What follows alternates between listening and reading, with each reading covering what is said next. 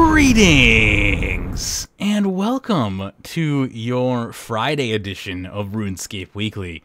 Now, I may say your Friday edition like we've been doing Friday editions of Runescape Weekly for quite some time, and I know that's not the case, but we're back. We've got a set schedule again. We're going every Friday for Runescape Weekly and Escape Shot on Monday, so welcome.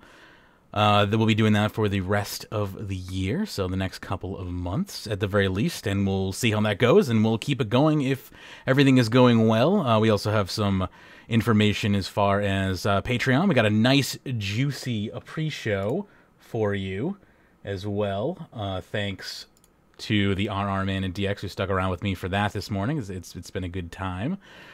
So stay tuned for that if you're on the Patreon side of things, patreon.com/RuneScape. Let me go ahead and unmute myself here real quick, and we will begin the show very shortly here. We have a good amount of topics that you can see scrolling across your screen. Before we actually jump into the show here, though, does anyone have anything that they want to say or anything? I don't know why I'm offering you this opportunity, because it's been... What's up, Twitch? I've been so... it's been so long. So I'm just rusty at this point, but oh, same here. Good to be back. It's good to have you, RRman. I feel like I stream a lot more than you do of late, mate. You do. Dxthelb. Check him out on Twitch. It's good stuff. Lots of clue scrolls. Yes. We're working to make this a regular thing again, though. Now that I've got my streaming schedule set for the winter, we should be back on a weekly basis once again, and maybe weekly plus, I mean, depending on whether or not you consider Escape Shot an episode or not, because we're going to do a little Escape Shot on Monday and the big show on Friday. So that's the plan, and I'm sticking to it for at least November and December, and we'll see what happens in January. If this is going well, we'll continue it. I think that's when we got to wait till because that clue scroll update's not till January, isn't it? Correct. Yeah, I think they said late December, early January, but I think they were aiming for January. So at this point, I don't think is there much even for the rest of the year at all. I don't know, but we're gonna damn try. And there is the caveat that if there's literally nothing to talk about, that the RuneScape Weekly podcast will turn into Escape Shot as well. So it will just be like, you know, an hour to a couple of hours, just, you know, literally responding to community posts. But I'm hoping that with the promise of a bi-weekly kind of progress report from Jagex, that it will make the show a much more regular thing. So I'm kind of, you know, hinging on their bet, really. And I think they'll come through with that. That doesn't seem like too difficult. If I were you, I'd getting a cash out if I were you. Anyway, I still have faith. I still have faith. I barely do. That's what George Michael thought he had faith. Look where it got him. I'm trying to have faith, but you know, it is what it is. It's been a bad year, and hopefully it will get better. It just keeps compounding, doesn't it? It really does, and we'll cover more of that coming up shortly here. But I think we're going to start the show now, and again, if you want to check out the pre-show, it will be up on patreon.com/RuneScape for Patreon pledges of any level after this show is over. So that was a good pre-show. It was a fun pre-show. DX and I had a good time. RRman was also there. Anyway. I was. And he's still here now, and he hasn't gone to sleep yet. Yeah, let's see if we can get him through some of the important topics here. Let's keep this moving along. So both of you, it's early in the morning, I imagine. So thank you for sticking around. Yeah, it's only 1 a.m. in the morning out here. Don't worry about it. Daylight savings time on Sunday here in the United States, so that's gonna shift things back an hour, which will hopefully help with the time zone differences. Not much, but a little bit at least. Anyway. Let's get into the actual show. I haven't done an intro in quite some time, so bear with me if this takes more than one take. But I'm going to try to do this in a single take here. So stand by. 3, 2, 1. You're listening to RuneScape Weekly for 11/3/2017. I'm your host, Magebit, with over 16 years of RuneScape experience. Joining me today is Dxthelb and the RRman. And on today's show, Dimension of the Damn finale postponed again. Current in-game polls, RuneScape content showcase, more boss drop rates revealed. OSRS King of the Skill, zombie walk price manipulation, and the reality of microtransactions. Thank you for tuning into this edition of RuneScape Weekly, and enjoy the show.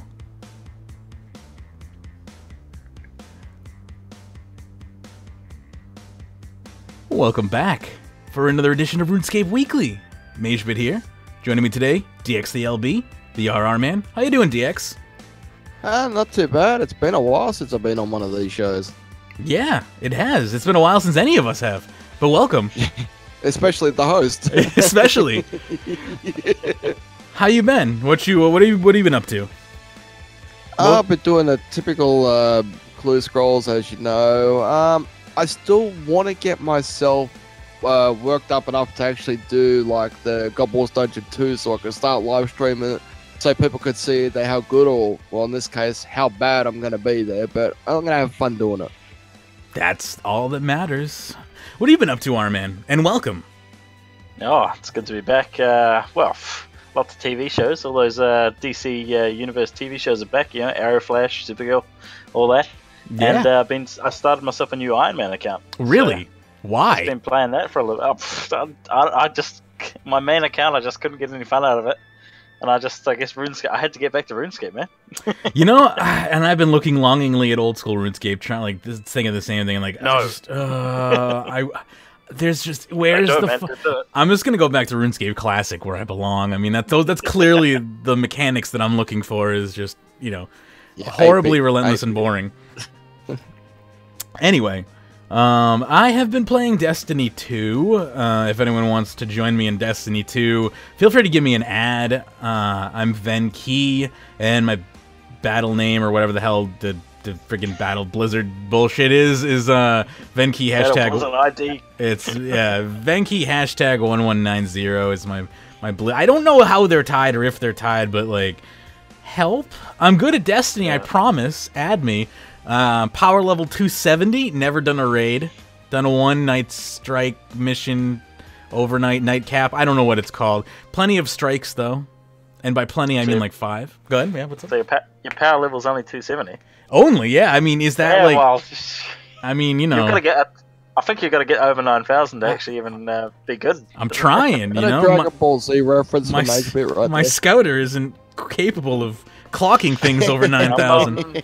I won't be playing you in Destiny until my scouter blows off my face. So. I have been having a moderately fun time with Destiny. It is a solid 7 out of 10 for me. It's fun, but at the same time, like it's missing some progression that I kind of yearn for in video games. No, and that's probably why I'm enjoying the second. It's probably true. That's what I've heard. I've heard it's. I was talking to Hannah. A moderate. I've heard it's like a 1 point above. So you know what I mean? Like it's a 1 point improvement from the first game. Yeah. Well, I was talking to Hannah. I'm like, I hate patrols. They're so dumb. They're so lame. And like, I'm just trying to get them done for a mission. And Hannah's like, yeah, well, literally all like patrols was the first game. I'm like, yeah. I mean, it was a mechanic in the first game. No, it was the first game. That's all there was to do. And I'm like, oh. I understand why people were mad now. So, I mean, yeah, Destiny 2 sounds like a market improvement over Destiny 1. As someone who didn't play the first game because I don't own any consoles, I have to say it's an enjoyable MMO FPS, but it doesn't come anywhere close to tickling the itch of what PlanetSide 1 tickled for me. I can't find anyone to tickle that spot anymore, unfortunately, but... I'm staying well away from your ticklish spot. Thank you very much, Mage. It's fine. I understand. So is all the other game developers out there. But the other thing about Destiny is, did you play it with anyone else, or you just been playing it by yourself? Playing with Sudwood, but the wind knocked out Sudwood's internet like last weekend. Oh wow! We had really strong windstorms, and I live in the city. So, like, our power didn't even go out, but Sudwood lives, like, up in the mountains or something, and he hasn't had internet in, like, a week. So that sucks, so I've been by myself. Because I hear it's one of those games where, it improves tenfold if you actually have someone with you. You can't even do Nightfalls, that's the word I was looking for. You can't even do Nightfalls without a team of 3 people. Like, you need at least 3 people. You can play with randos, but then it's like, you gotta turn your microphone on if you want to play with randos. I don't want to listen to random people over my microphone. They never have anything good to say. Jeepers, I'll tell you what. I'm way behind the game, but I just got PUBG, and you just go into that first lobby, and all you hear is the F word, F word. I immediately turned off voice chat in PUBG. It is so. I should do that too. It is no so game is good with voice chat enabled. Like, No. you can't trust people to be human online. Yeah. It's just not possible. So yeah, I've been kind of like not making a lot of. I've been doing a lot of solo stuff, which you can creep up solo. Like I've probably sunk a good like 40 hours into Destiny 2, to get where I'm at, and like you can definitely get up to power level 270, which I think is kind of like the theoretical max. I don't know if you can go above 270, but you know. I've gotten there. It's just it's been kind of boring because I've been by myself, and I've been doing a lot of public events because public events don't require much coordination, nor do they, they just happen. So that's been kind of, I enjoy that. Like I enjoy public events. I've been hesitant to do fire strikes with complete random people, so I just haven't done many of those. But overall, I love opening engrams. I'm addicted to it. It's kind of scary. Like, it's really fun. Every time like you like decrypt an engram, it's like colors and like, oh, it's so good. The amount of dopamine it releases kind of frightens me. So like Treasure Hunter. Yeah, only like Treasure Hunter doesn't feel good when I open anything. It's just like next, next, next. Opening engrams, and luckily you can get engrams by playing the game legitimately, but of course you can buy them too, and I haven't fallen victim to that because the stuff you buy from engrams doesn't really affect your game, really. It's cosmetic, so I don't care. I literally don't give a shit what I look like. I only care about how powerful I am, just like in real life. But I've been able to avoid microtransactions in that game because they're cosmetic for like 90% of it. But I love opening the treasure chests, and I'm just scared. I'm scared about how much I like it. Anyway, that's all I got to say about Destiny 2. I'd have stuff to say about RuneScape, but, I haven't really been playing it. We've been doing the Skill and Chill Sundays, though, so, if you're interested in, playing with me, I do play RuneScape on Sundays from 12 p.m. Eastern. It'll be Eastern Standard Time again, starting this Sunday. Probably like 12 to 3, sometimes a little bit later, depending on how I'm feeling. And we just play mini games and stuff like that. It's more about community interaction than anything else. We're doing some dungeoneering next weekend because somebody turned in 500 mage bucks for a dungeoneering stream. Ooh. So the that first is how people want to donate so they can watch you suffer, mage. Mm-hmm. Have you ever wanted? Tell you what, though. Yep. Tell you what, I did a bit of dungeoneering. I think it was 2 weeks ago. It is ever since they added all that, the key upgrades and all that. It's actually quite enjoyable. I gotta say. Yeah. You know how when you pick up a key, everyone has the key. You don't have to fight with people. That was probably one of the best updates they did to dungeoneering. Oh, Yeah. maybe Made it better, maybe the dungeoneering simulator and the lockpick melter as well, which is a part of invention. Lockpick which melter? you can smuggle into dungeoneering. Pretty sweet. The key system has been in there for like years, so I mean, I'm glad you like it. I never did dungeoneering. So yeah, I mean, so me. fair enough. Yeah, back when you had to like hold keys in your inventory, that was ridiculous. I mean, it worked for like old school RuneScape, but RuneScape 2, no, it was pretty bad. Anyway, so yeah, if you want to join us in game, that's the way to do it. Also, we're hosting a clan capping competition in game. There's a 50 million prize pot split between the top 3, with the prize going down slightly with each level, but I will be checking the clan contribution before reset, and I believe does it reset on Saturday or Sunday? Someone's going to need to tell me that information. I think it's Sunday. I think it resets. I think it resets on Sunday my time, so it might be late Saturday. I'm not 100% sure on that. It might be late Saturday. So I'll probably be checking it Saturday. Saturday. Saturday. It's about time you move over to New Zealand, Magefit. Hey, if you're offering like you got like a granny flat for me to live in or something rent free, I'm down. You'll get guaranteed RuneScape time in the shed with the sheep. Yeah. Listen, if you got a shed, I'll take a shed. It's pretty, as long as it's got enough room for all this equipment and power. I'll have to kick the sheep out, and I'm sorry, they're pretty valuable. Fair enough. Anyway, speaking of sheep, let's move on here. All the sheep a who great participated segue. in this lame game mode. I'm just kidding. Dimension of the Damned. Oh, Was come not- on! You got two finalists here, mate. I know. That's true. I'm outnumbered here. I didn't bother. I played 7 hours. I put my time in. Really? Yeah, I streamed it for 7 Wow. hours day one. There was a 7-hour Shoot. stream. And you didn't. What was your top score? We don't want to talk about that. My top score was like 3.4 million or something. This is Oh, like wow. before they made the game playable. Of course. Yeah, I didn't realize there was so many issues with it. I actually didn't play it till a week after it started. I heard feel that like I they- shouldn't have to sink more than 7 hours into it. Like, No, I didn't.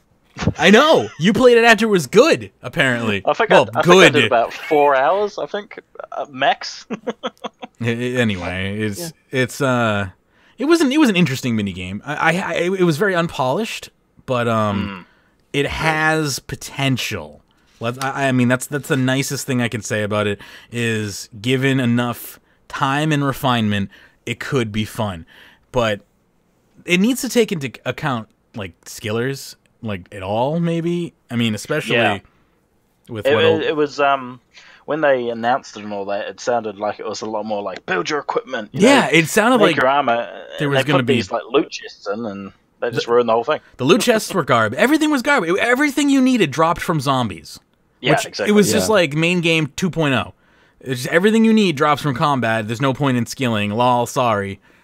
So I was like, once I kind of realized that and realized it was just an endless grind of monsters to get anywhere. I was just like, no, this isn't for me. Once again, it's just another PVM grind, because that seems to be all anyone cares about these days, or at least that's all anyone knows how to develop these days. Anyway. This topic here is from Mod Salem, RuneScape official forums here. It says, Dimension of the Damned, finale date changed. Once again, this is the second time they've changed the date here. It says, hey guys, thank you for everyone who has shown patience so far with Dimension of the Damned and our first date change announcement. In that post, we mentioned that the game mode wasn't yet up to scratch and we were looking to make it perfect. Well, that is still the case. I wanted to provide a little information as to why and how we're tackling it. One of the biggest problems that arose for us here is that a PVM-focused tournament means a finale that needs to be much more finely tuned in terms of a fair and balanced environment. At the moment, we're currently working on our culling system, a feature that means you can't just hide in the game world to wait until time runs out. In order to avoid being culled, you need to make sure you're still scoring points and fighting the zombie hordes to maintain your place in the leaderboard and avoid the periodic culling. While as a balancing mechanic it works nicely, we ran into a lot of problems to make this work within the game. Mainly, using our current high score system has meant almost entirely rewriting how they work, due to the game needing to get information from the Dimension of the Damned every minute, rather than only taking data for when you log out. Additionally, during development, we found several ways that this system could be abused and are adamant to make sure none of them make it through to the game mode. Additionally, as one of the first fully fledged tournaments for RuneScape, we want this entire project to have the right amount of testing and QA time, something that we're not willing to skimp on, in order to make sure your enjoyment of the mode is the best we can provide. I can assure you that none of these date changes were made lightly. The previous change also left many people with little time to actually prepare, which is another reason we've allowed more time with this alteration. We want this game mode to be the absolute best we can provide, and we hope you understand the need for this extra time. We're aware some of the time will have passed before the finalists get back into the game mode, so we've expanded some prize brackets and added in an extra top 10 reward. So the top 1,000 players who got into the finale, of course, get the Damned title. Top 50. The final top 50 receive a special Dimension of the Damned style pet in the main game, as well as previous rewards. The top 10 players in Dimension of the Damned will be named on a statue in the normal world of RuneScape in-game for 2 weeks. So this... What? It's like, oh, I'm going to be immortalized in a statue, but then we're going to tear the statue down in 2 weeks. Yeah, because that's how statues Tear work. down this wall. That's definitely how statues work. They will also receive a year of standard membership, as well as previous rewards. If you make it into the top 5, you get an all-expenses-paid trip to RuneScape Gold Premier Club membership for 2018, as well as previous rewards. And if you are the winner, You get 200 million GP. Lifetime membership, first year is the gold premier. Unique King, Queen of the Damned title. Real life zombie award. Whatever that means. They're going to send zombies to your house and kill you. As well as previous rewards as well. So, there you go. And this is all taking place on the 18th of November now, opposed to tomorrow, which is when it was originally I was thinking more like, the real life zombie award would be like employment at Jagex, because they're all a bunch of zombies at the moment. Oh, that is a good burn from DX. Yeah. I will congratulate that. Very nice. So, we have 2 finalists. DX, would you like to speak on your time in the Dimension of the Damned and how you feel it was for you? Talk about it. Let me know. Yeah, it's one of those situations where you're right. If you're only going to go in there to skill, you're going to be eliminated straight off. You'll be the first one to miss the culling cut or whatever it is. You just got to go in there and just kill zombies, just keep going at it. It's not balanced, as it was mentioned here, because if it was balanced, you wouldn't really have to kill zombies, but you could skill and still keep your score going to more like an even count. It makes me sad that they just completely disregarded skilling in any way, shape, or form and just released everything basically through PVM. It's very counterintuitive to what they say they're trying to change in the main game, and maybe it's just unrealistic of me to think that they would be able to make those types of changes in an event. But on the flip side, it offered no fun for my playstyle, so I immediately was kind of off it. But would you say you enjoyed your time in the mode, DX? Yeah, I suppose you could say I did. Well, when they did that very first update, they made the game unplayable. I mean, you could not get out of Falador without those huge-ass bloody zombies. Very true. Yeah. One hit killing you. When I saw that, because I did a live stream on this at the time, when I saw that, I immediately moved my character to go south instead of north of Falador, because everyone was just getting mauled. Yeah, I was watching from inside the gates of Falador, and I was like, I'm gonna log out. I don't think I'm gonna participate anymore. Yeah, RRman. That was nearly me. When I saw that happening, I was like, all right, I'll give it one more go, and if it happens again that way, I was not gonna go back in. But they did make the change where they wouldn't spawn like that, and they wouldn't crowd the areas, so I went back in. And I got to thank the RRman, to be actually honest, because he was my lucky charm. Now, the reason how I managed to qualify, he was my lucky charm. Now, I'll tell you how. He did a live stream, and as soon as he was ready to log out, I logged in. I helped take out one of those huge-ass bloody zombies, and it dropped the Rune 2-hander. So, and from the following session, I ended up getting that score that I did, and ended up being an accidental qualifier for the finale. What DX fails to mention is he sacrificed my life to live himself. So wait a minute, sacrificed your life? What? Wait, what? That first time we played in the live stream together, it wasn't really your fault, but I died like twice. It was pretty funny. So RRman, yeah, that's right. You were doing the live stream at the time, and you were asking, can I get to my gravestone in time? Yes. Oh, that was risky business, man. That was only a minute and a half to get there. I didn't know you live streamed. Is that a regular thing, or was that just a for fun thing? RRman.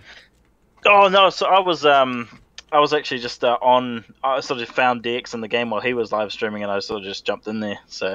Gotcha. Yeah, he was talking to me the whole time. So you also are in the finale. Is that correct, RRman? No, I think I am. It's been so long now. I can't even remember how that game mode goes. Am I right? That's one of my main concerns. Is that's my worry. Will anyone? Everyone's going to be so rusty. It'd be kind of funny. I mean, it's going to be kind of funny to watch everyone kind of scramble and see. I've sort of got a game plan going, but at the end of the day, I don't know if planning is even going to help, because it sounds like the game is going to change quite a bit from what the original mode was. So. Yeah, it is. It's interesting because just gonna wing it. Everyone's gonna be winging it, right? Like it's gonna be. Exactly, yeah. It's gonna be interesting because this is the first time this. Say this event comes back next year. It's like everyone will kind of know what to expect to some degree. This year, nobody really knows what to expect, and that actually adds kind of a mystery element to it that almost makes it slightly more enjoyable. Yeah. I was quite lucky when I jumped in because it was after, because I heard they did quite a few edits to the game mode the first few days. I didn't play it for the first. I think I came in like a week after when I first played it, and since the podcast hadn't been around, I'd heard none of this, so I jumped in and it was bloody excellent, eh? So I think I sort of my luck was that I didn't jump in on the first day and play it, because it sounds like most people who did that were like F this and just left. To be honest, I wasn't like that when it first went live, because we didn't know what to expect. I think it was Mage, Hannah, and myself. We were doing it live. Yeah. We didn't really know how the scoring system worked at the time, so we were just out there, just skilling, like getting ore and chopping trees for, say, a shield bow or whatever. And that was when the more I played it, the more I was playing it like it was RuneScape. That was my problem, apparently. Yeah, that's it. Yeah, unfortunately, I only have an hour just to go party. I think I'm assuming they added the chests and all that, those points in the chests to make it more interesting, so people didn't get bored. But I think it'd be cooler if they just took out that whole, what were they called? The points you gained after killing zombies, and you go to the Falador chest.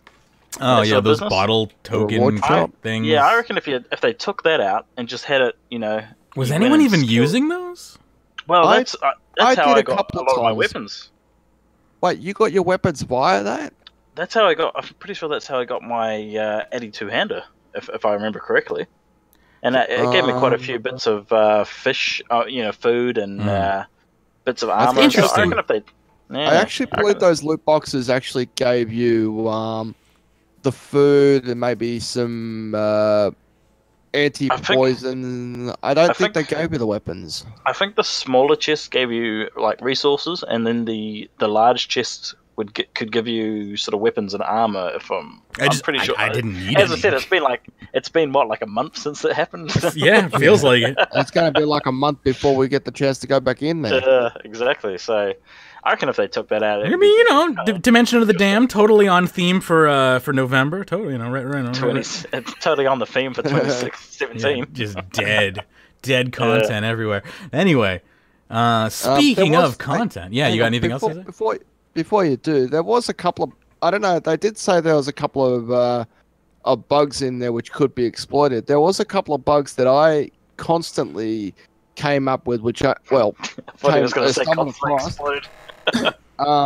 Which I did report at the time. I have no idea whether or not they're going to be patched at all. Nah. Now, if you moved your action bar slightly to the left, if your action bar was on the left, it would, for whatever reason, move itself to the middle of the screen, which would cause all sorts of grief.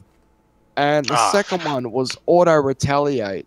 If you had auto retaliate off and you attacked a zombie and moved away, it would bring you back in. It would rubber band you back in, so making auto retaliate useless. Yeah, auto retaliate sucks. I have it turned off in like the regular game because it can be annoying. It rubber banded you? Yeah, it can rubber band you to enemies and just totally screw up the action. You're like, if you're trying to skill, and you have auto retaliate on, it can interrupt that, and it's lame. I don't like auto retaliate. Anyway, Dimension of the Damned coming out on the 18th for the finals. I believe Jagex is streaming the event, and I'm sure tons of us it's will be. coming out on the 18th. Knowing our luck, they're probably going to wait until the next Friday the 13th, which just happens to be April next year. Dimension of the Damned coming April 2018. You wait. It'll be... We'll be there, streaming, if any of us are left. Let's see here. So, things that are hopefully going to keep our interest in the game are currently being polled in-game right now.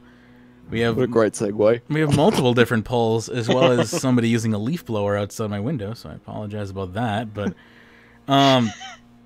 we have the Halloween permanent content poll here. Should this year's Halloween temporary event, Ghost Stories of Gielinor, become permanent members' quest? Requires 75% to pass. Currently 63% yes, 36% It's not going to get there. It's probably not going to get there. There is how many days left to vote on this? I imagine until Monday, I'd imagine, or maybe, I don't know, to be perfectly honest. Maybe we should ask a question on how long it'll be there for. Yeah, they didn't really say how long this will be. I'm having, like, so many yawns today, excuse me. So instead of a coffin fit, mate, just having a yawning fit today. What's everyone voting here? Like, I would, if I had logged in and voted, I would have voted yes. Yeah, I put yes in there for our old buddy Pern. I'm sure he's quite disappointed at the moment. I voted no, to be honest, because since it's a Halloween event, they should probably only bring these kind of Halloween events back every Halloween-ish, not people expect a new holiday event every year, though, right? Like, if they brought back the same event, people would be angry because of that. Yeah, that's not quite what I meant. I mean, maybe you could get the rewards from, say, the 2017 Halloween event, maybe in 2018, you know, and so on and so on. See, I care less about the rewards and more about the content. I think you should be able to do this event off of, you know, the holiday, but it should not provide the rewards. Like, that's all. If you want to do the quest, be my guest. But you don't get the Halloween rewards if it's not Halloween. Simple as that. Yeah. But that is a good point. They didn't have a compromise like that, so I kind of understand why this is split. But yeah, it's looking like we're not going to see this in-game past Halloween. So if you haven't had a chance to do it, you have until, what, next week? Yeah, I'd imagine you got until next week, or maybe the 7th at earliest. I have no idea. I'll probably do it on Sunday during the skill and chill after we do some dungeoneering, since I'm being forced to do dungeoneering. It's definitely a lot of fun to do. That's good to hear. I saw some puzzles. And by the way, mate, you do have to do some dungeoneering in it, so sorry. What? How do they... I mean, that is the scariest thing they could make me do. It's true. How do they F you twice in one day? I know. Like, I swear, there's an anti-Magebit division at Jagex where they're like, how can we get this guy to quit? He talks so much shit. We need him to just quit the game. And they're just like, put dungeoneering and everything. He'll be out in no time. We also have the Ninja Fixes survey. DX, thank you for taking the time to screenshot all of this for me. I want to just... I was capping in the Citadel when you asked me to do this. So many questions. Yeah, we got like 10 screenshots worth of questions. That's like 20 questions, I think, right? This is definitely based on old school RuneScape's polling system. Yeah, and good, because I like that system.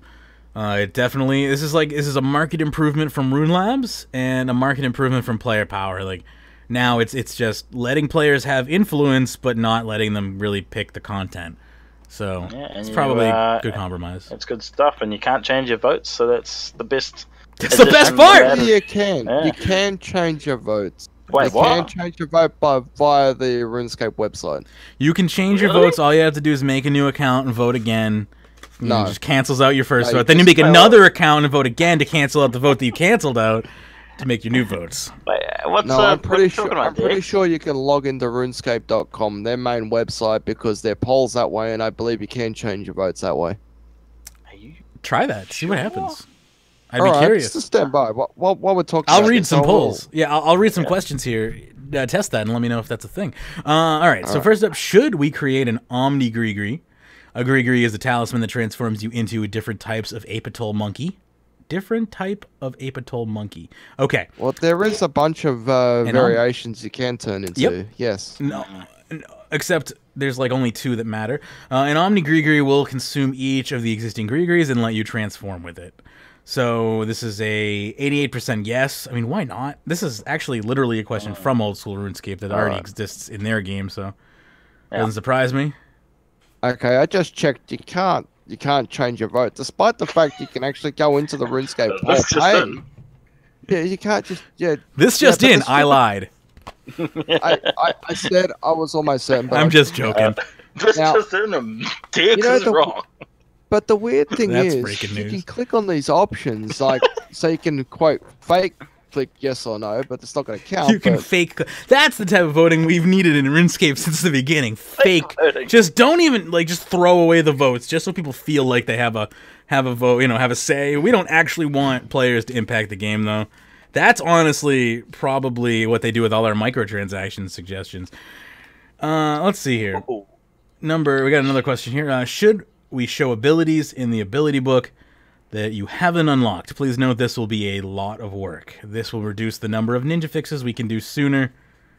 So 38% yes, 61% no. Rejected. You know why? It's because they said this is going to take a lot of work. Yeah, exactly. Yeah. I'm so glad. But Yeah, that'll take work. Jagex don't want to do that. That is the one thing that I kind of wish they have put at the top of this survey is it's just saying something about how, like, you know, the more you vote yes, the longer things are going to take, because that's the reality. So, you know, most of these things everyone's going to press yes on. Yeah. That's why they put in the 75% to pass. If it doesn't reach 75%, they won't do it. Yeah. And that applies to everything in this poll? I think so. Yeah, everything in this poll has Cool. a 75% pass. Okay, that's good to know. Should familiarization reset every Wednesday instead of every 7 days? I think that yes. That's gonna pass. Any D&D, yes. 79% yes, 20% no. That should pass. Yeah, I put no on this just because I was like, well, why does this even matter? I want the other ones done. Well, fair. familiarization is the summoning version of Pokemon, so... I've never done familiarization, I'll be honest. Yeah. It's just the way I looked at these polls, I was like, which ones do I really want and which ones don't seem relevant? And some of them I did actually vote no on. Should we add a message that notifies you when you would have gotten a duplicate skill or boss pet? Speaking of, like, waste of development time right there. Yeah. That is a huge waste of development time. That'll probably take them 2 weeks just to type in a message. I actually put no on this one as well. Yeah, I mean, this one is losing 67% to 32, meaning, you know, doesn't meet the threshold. Probably won't meet the threshold. It's pretty pointless. Yeah, the poll's going to win. It's just not going to reach the threshold. Yeah, yes will win, but it won't really win. I can't tell you how happy I am that 75% is in there. It's so good. Yeah, otherwise, they'd just be doing all of these. Yeah, exactly. Yeah, that's what I mean. That's the old system. Yeah. Oh, it's so good. Should we allow Chronicle Absorption, Siren Prayer to automatically collect Manifest Knowledge and Divine Carpet Dust? 88% yes, 11% no. I'm on board with that one. That sounds pretty sweet. It gives more of a reason. I've never actually used the Chronicle Absorption Siren Prayer. Have you guys done that? I used it for a little while, but it takes a lot of resources to use, so I just ended... Once Guthix Memorial got released and you could just stack Chronicles...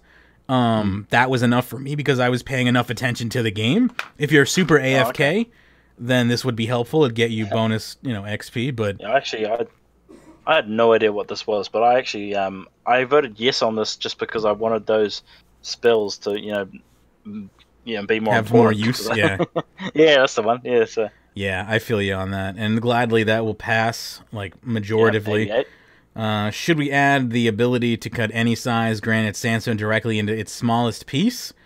That's a yes with 78%. That's definitely gonna pass. I'd It's really a close one, but it's gonna pass. I don't understand how that affects anyone's life, but okay. Well, the granite, you used the granite to make. I think it was the crab, the granite crab, I believe. Yeah, you are correct. You have the granite lobster. I think you're thinking. Oh yeah, so it makes it a little bit easier. Yeah, I guess, and I guess it takes the smallest size, so that's why they want to do this. I don't know.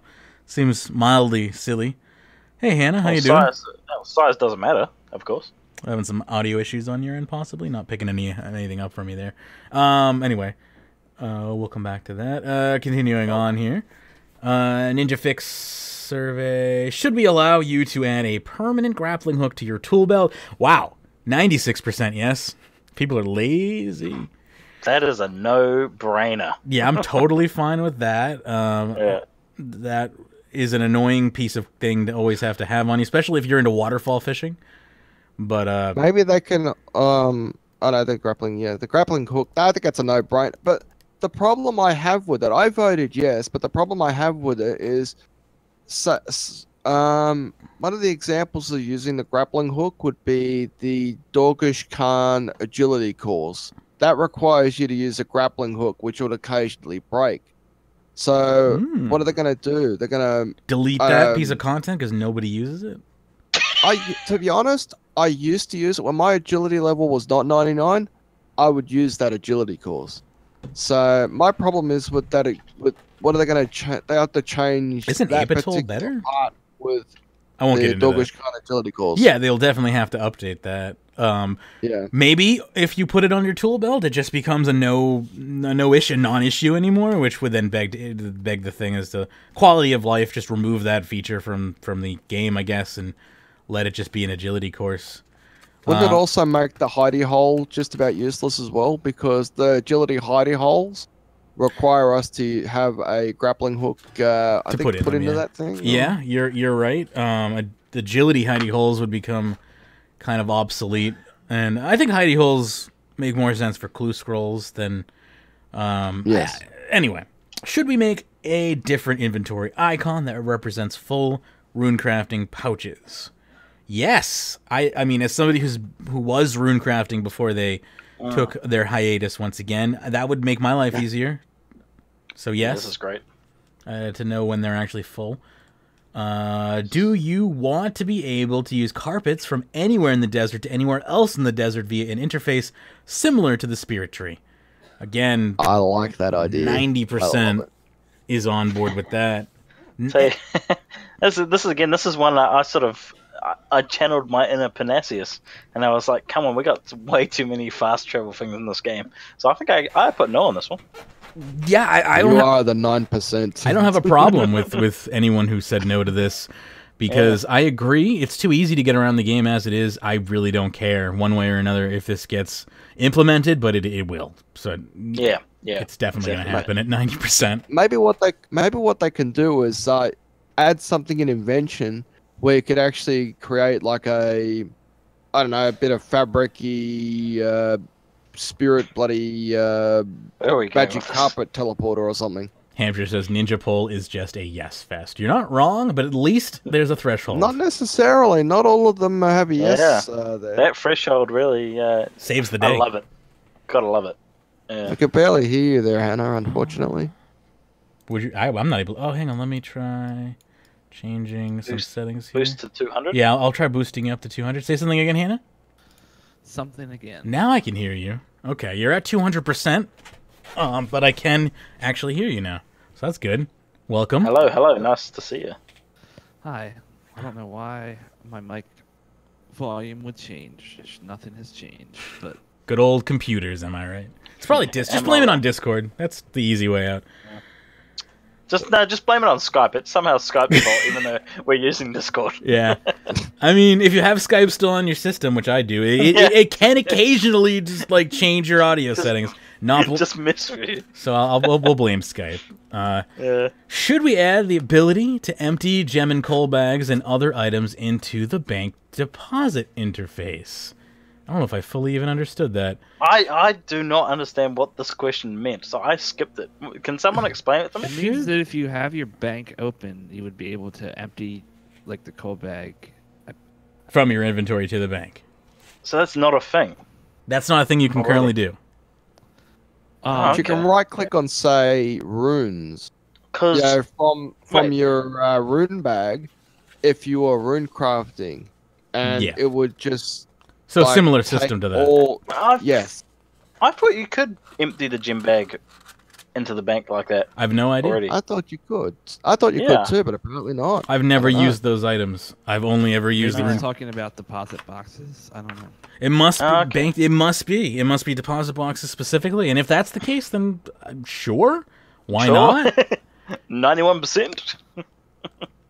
Moving along. Should we recolor all the divination wisps and springs to match the energy inventory icon? That seems like a nitpick to me.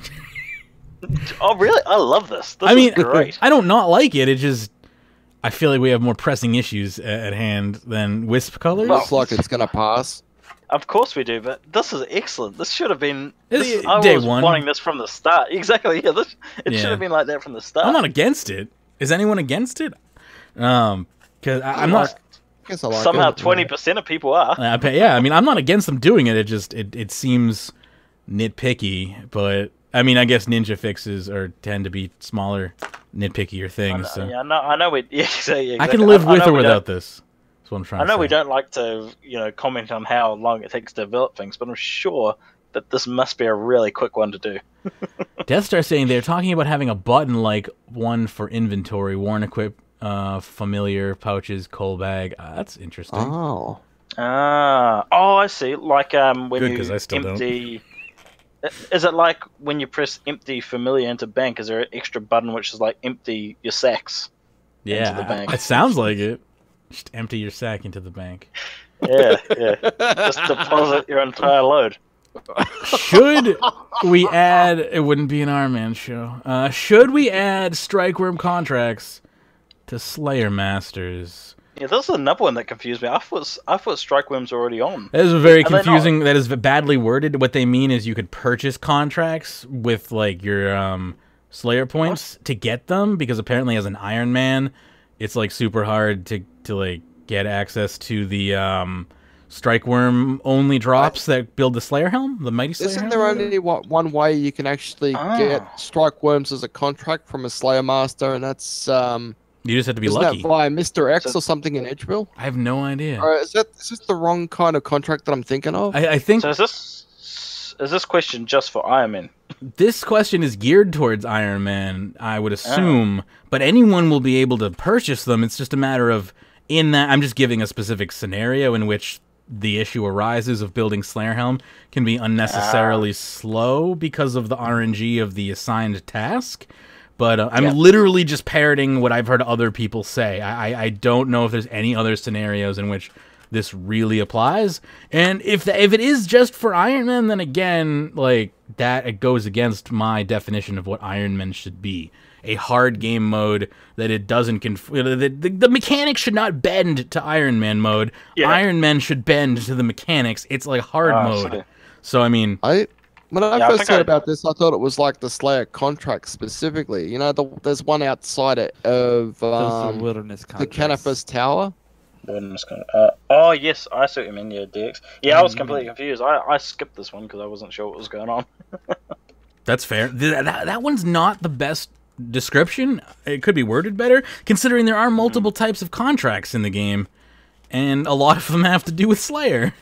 So I can understand the confusion. I'm still a little confused. Should we? Either way, I don't think it's going to make it. Yeah, it's 72% to 27%, so it might not actually make it, so we might not have to worry about it in the first place. Should we add an in-area broadcast to all boss item drops? This won't display in loot share or group share. So this would... Why? I'm surprised this one isn't winning. So this is for when you do like everyone goes in free-for-all.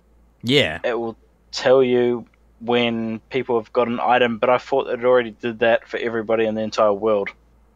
Another one that confused me. It's not all boss items. There's a lot of really weird boss items. Like, for example, like I always get them mixed up, but it's either the seals or whatever that's dropped at God Wars 2 that are worth like 20 mil. Like, they're not actually on the world broadcast for some dumb reason, even though they're worth a lot. So, like, what this really is for is, like, the fact that you can't get pet on loot share or group share means that basically nobody uses it. So this would allow you to know if, like, someone gets a good drop and is lying to you. Yeah. Shit like that. Yeah, I put yes, even though I didn't quite get it. Yeah, I'm sad that this one isn't going to make it, because it honestly just adds accountability to the game, and makes it fair, a little more fair, at least to people who are in FFA sessions where loot is split. But you could turn off broadcasts, and this would, I assume, still broadcast for the session or whatever, even if you had privacy turned on. Yeah, that makes sense. Yeah, so you can't lie to people about, like, yeah, I didn't get a seismic. I don't know what you're talking about. Yeah, like. It kind of makes me sad that one's losing now, actually. Yeah. So I assume the 31% are all people who lie to their teammates. Let's continue on. 31% is the Reddit community. Am I right? You're certainly not wrong. Let's see here. When a cannon decays, should we allow you to repair the cannon without picking it up? 84% yes, 15 no. I don't have a problem with that. On that one. I don't like cannons. Yeah, I put no because I didn't want cannons to be any better. I can understand that. Again, channeling my inner Pern. You're fighting the wrong fight, though. Cannons are no longer the problem. Like, not really. Aggression potions are so much more ridiculous. The real problem. Wow. Yeah. Aggression potions. Yeah, they are pretty OP. They also, I love the fact that they make farming like better. But yeah, aggression potions are the true canon of today's age. I haven't done much Slayer since then, but I just realized, so I'm assuming if you're in the same area with a person and they use an aggression potion and you don't have they one. tag everything, right? Oh, wow, yeah. It's been a while Everyone since I've within done Slayer. range. Well, I mean, the only difference is like Yeah. you can still like steal tags because like aggro pot just brings them towards the person. But if Okay. the person's good at AOE's, like you're not gonna get much of a chance to tag stuff. Oh, wow. Good to know. Interesting. What this poll here about the canon decay is like in my mind when I first heard this, I was thinking along the lines of the lava flow mine. Now the reason is because from time to time a boiler would explode and you'd have to repair it on the way through. For these Yeah. people that don't know what the lava flow mine is, it's in kilogram. Mm-hmm. But you know when when it stuffs up and stuff like that, that's the mechanic that I thought that was going on in my head, where allowing you to repair the cannon without having to pick it up. Gotcha. Yeah, this just, I guess, prevents people from stealing your cannon space when you pick it up to, like, reset it, but, like, is that even a thing that happens? You know what I used to do? I used to put cannons in front of Audrey's rune shop in Varric whenever there was a bot swarm. Ah!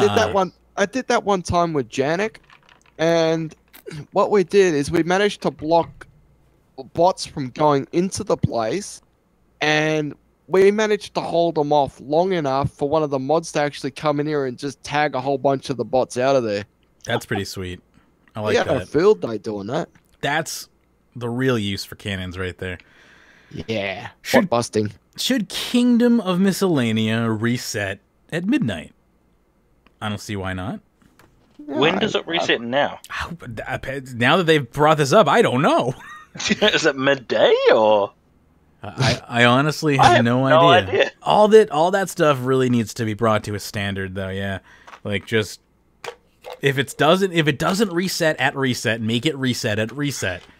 That's a sentence. Oh, see, I'm a bit. I think I voted skip on this one because I just didn't really give a crap.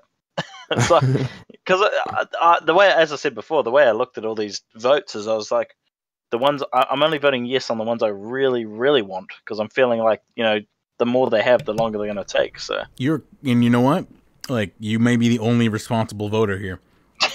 well, I feel like that's something they should have put at the top of this, or just another sentence. But Jagex, they've never been great with their sentences. Gotta give them a break. Should we add the ability to customize the left click option on permanent bonfires, choosing cook at or add log to? 89% yes, 10% no. Yeah, definitely. Sure, why not? I like that. Then you can customize to whatever you're doing at that moment. Less right-clicking means less clicking. Why not? Yeah. Should we add... I'm assuming they can just copy that code and, modify it from portables, so it shouldn't be too difficult to implement that. Should we display an item's guide price on the Grand Exchange search results? And I'm surprised this one isn't higher. 87% yes, 12% no. Surprised that isn't like 95%. Who wouldn't want that? Hello. Okay. How's it going? Talk. I actually just put no for this because, like, what's the point? Like, why do you need this? Then you don't have to. Item. Yeah, because then you don't have to click on the item. Because if you click on the you're item, searching, then you got to start the search over again if you don't want but it. when you're searching for an item, you're looking for a precise item. You're definitely going to click on the item, if you know what I mean. And when you click on the item, it's going to show you the price. So why do you need to see it beforehand? I don't have a better... What if you tried to compare the price of Ceridome and Brews versus Ceridome and Brew Flasks? You currently have to do like 2 searches just to do that. Okay, I'll give you that, but I can't change my vote. That's true. I'm sure it don't confirmed that. skip or whatever. I told you how to change your vote. You make 2 new accounts, one to cancel out the vote you already did, and the other one for your new votes. Okay, I'll log on to my Iron Man and I'll correct it. This is from Hampshire right now on Twitch. RRman never merged. There you go. Yeah, I mean, merchant Yeah. is clearly a part of this too, but I think even just like figuring out what potion you want to buy, or like what food, or like anything like that, that like would require multiple searches and clicks. Sometimes you're just looking at item prices. You're just price checking stuff, which there Exactly. is a price checker. But if you don't own the item, you can't then price check the item. So Yep. I'm fine with that. And again, sorry, just to defend myself. Yeah. The way I was looking at this is like, I'm only voting yes on the ones that I really, really want to be in as fast as possible. I think that's very noble of you. Because it is this, as Hampshire said, this is just kind of a yes fest. Should we offer the ability to deposit your items when trying to enter areas with restricted items? 87% yes, 12% no. That sounds pretty cool. It's like, hey, you want to go... Now, there is one area where you can actually deposit your items before entering an area with restrictions, and that's via a bank deposit spot on the Port Saran Pier if you're going to Intrana. What we need in this game is a machine learning AI that just detects when someone is trying to lure you and just deposits all your items into the bank and just says, no, you idiot, don't do that. Should we allow you to recast Crystallize on the same target within the last 5 seconds before it expires? Holy crap, yes. Yes. 87% yes. 100% yes. It should be. Yeah, that's one of the reasons why I didn't use Crystallize, was because you have to wait for it to expire before you can cast it again, and then that just makes it more annoying to keep it going. XP waste, am I right? Right? You have to re-click on the spot, and Crystallize is such a pain in the ass to use right now. Yeah, I really would love to see Crystallize be a little more streamlined than it currently is. And again, I was all in for any way to improve those spells and prayers from that quest. It's fair. I was all in. So there we go. Those are our current Ninja Fix poll and the Halloween quest. I'd be interested to see what they put in the future regarding these kind of polls, whether or not it'll be Ninja Fixes or something a lot bigger than that. Yeah, I'd be interested to see too. We'll have What to I'm wait. wondering is, I'm wondering if things that get no or only just fail. I wonder if they bring them back again. That's a possibility. Just because it Well, they doesn't... always do that. With Ninja Fixes, at least. Because, I mean, these are all things people want anyway. It's just prioritizing them, I suppose, right? I really hope they at least do the ability bar or the abilities one. To me, it's a bit frustrating that they even pulled that, because that's like something that is extremely useful to lower level / newer players of the game to figure out what abilities are potentially available. Whereas like veterans, of course, don't need is that that 'cause one- we know all the abilities. But like if you join RuneScape, like how would you ever find out about like whatever the mask capabilities are called and like all that shit? Like it's so obtuse to figure that out right now. Yeah, Sorry to forget what I was... what's that actually... Is that losing at the moment, that one? it is. Yeah, it's losing by a lot. It's not. gonna win. Okay. Yeah, it has like no chance to win. Speaking of something they did pull and they probably shouldn't have, versus something they didn't pull and probably should have, coming into the game soon, TM, is going to be Aura cooldown while you're logged out. They just didn't pull it and just sent it right to QA. Oh, wow. Didn't even hear about that. So I'm really I surprised. think I've heard about that too. Yeah, that was okay. tweeted by, I believe, a couple days ago. And it's just That's just a awesome. picture of it in their pipeline, just basically awaiting QA. And Oh, that's cool. said That's cool. soon. It just- would have won anyway. It would have 'cause, won like, anyway, yeah. Shit, yeah. I mean, I hate the idea myself, but it absolutely would have. Really? Yeah, really. Is What it? is that? Is it? Oh, I think I'm sorry. It's Sign of Light. Oh, now I gotta go look it up. Now Death Star is making me fact check my work.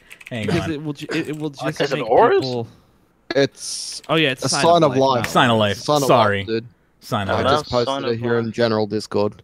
I didn't even Oh, realize actually- you said it the wrong way, but My apologies. Oh. Sign of The Life. Oh, next yeah. priority is major. I'm dropping. Yeah, I'm dropping some fake news here. I apologize. Go ahead. it's a bit. It's just like so like.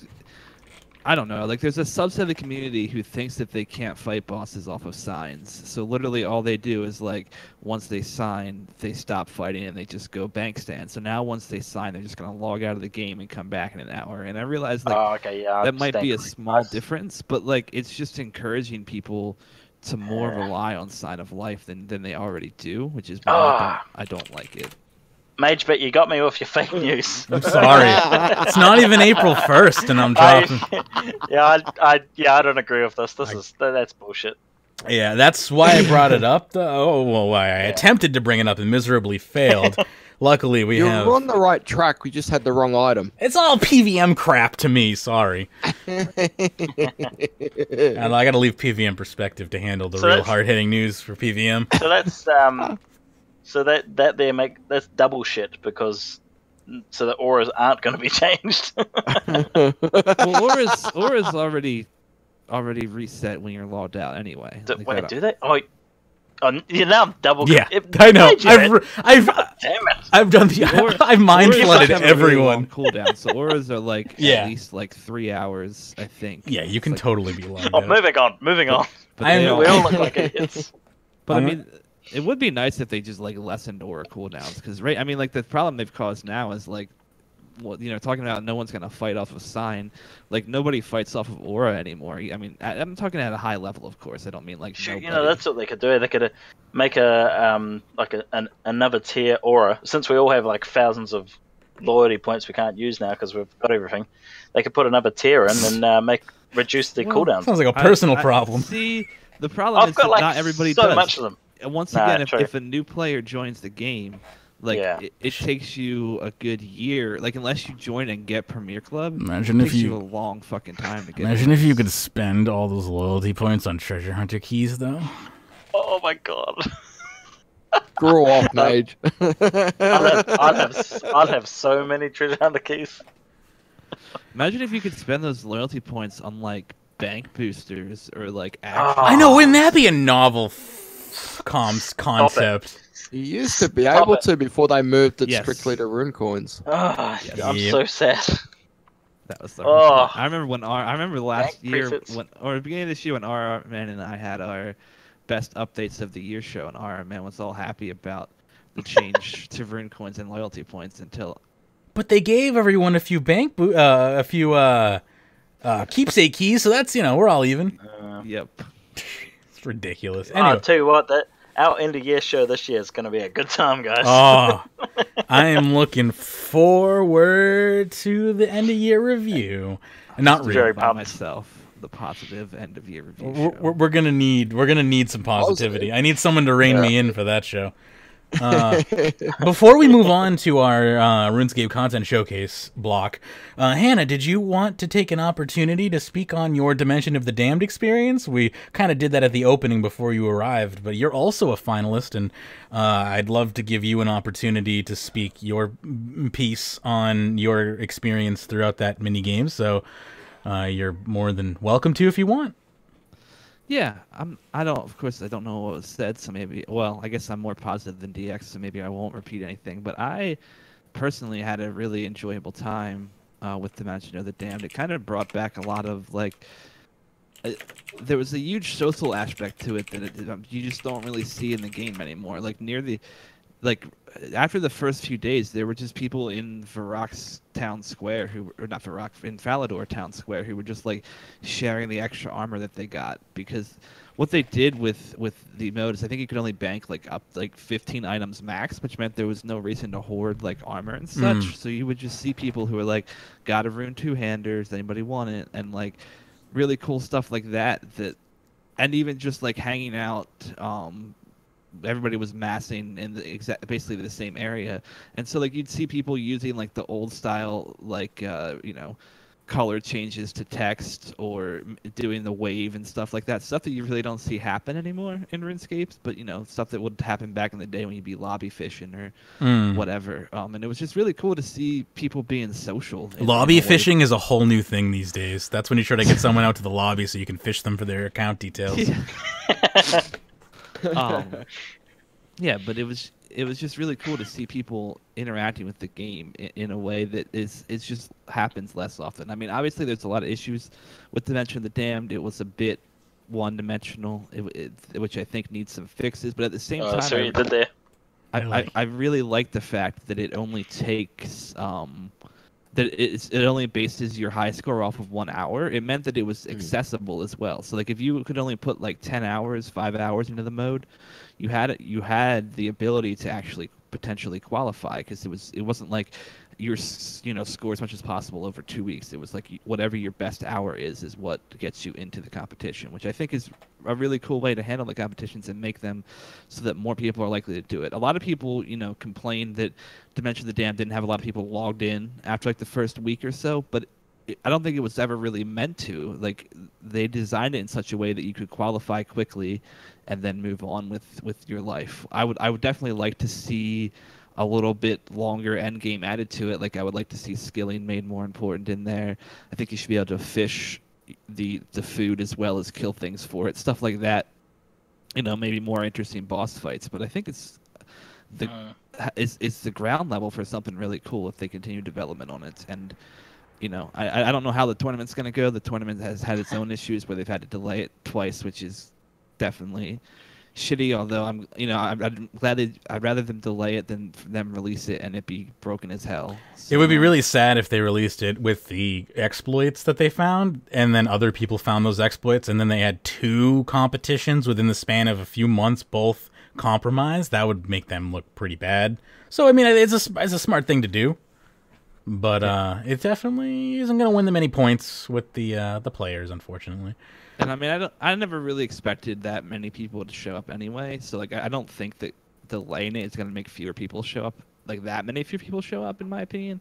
Like, I never expected the full 1,000 people to show up for this competition. Yeah, no way. I expect maybe like 800 people will probably show up. Maybe I expect it's kind of be under 500. That would be interesting. I'm definitely going to watch I'm it. more worried about the tournament being DDoSed, when the damn finale starts. Now, that would be a kick in the guts. If there was any real money.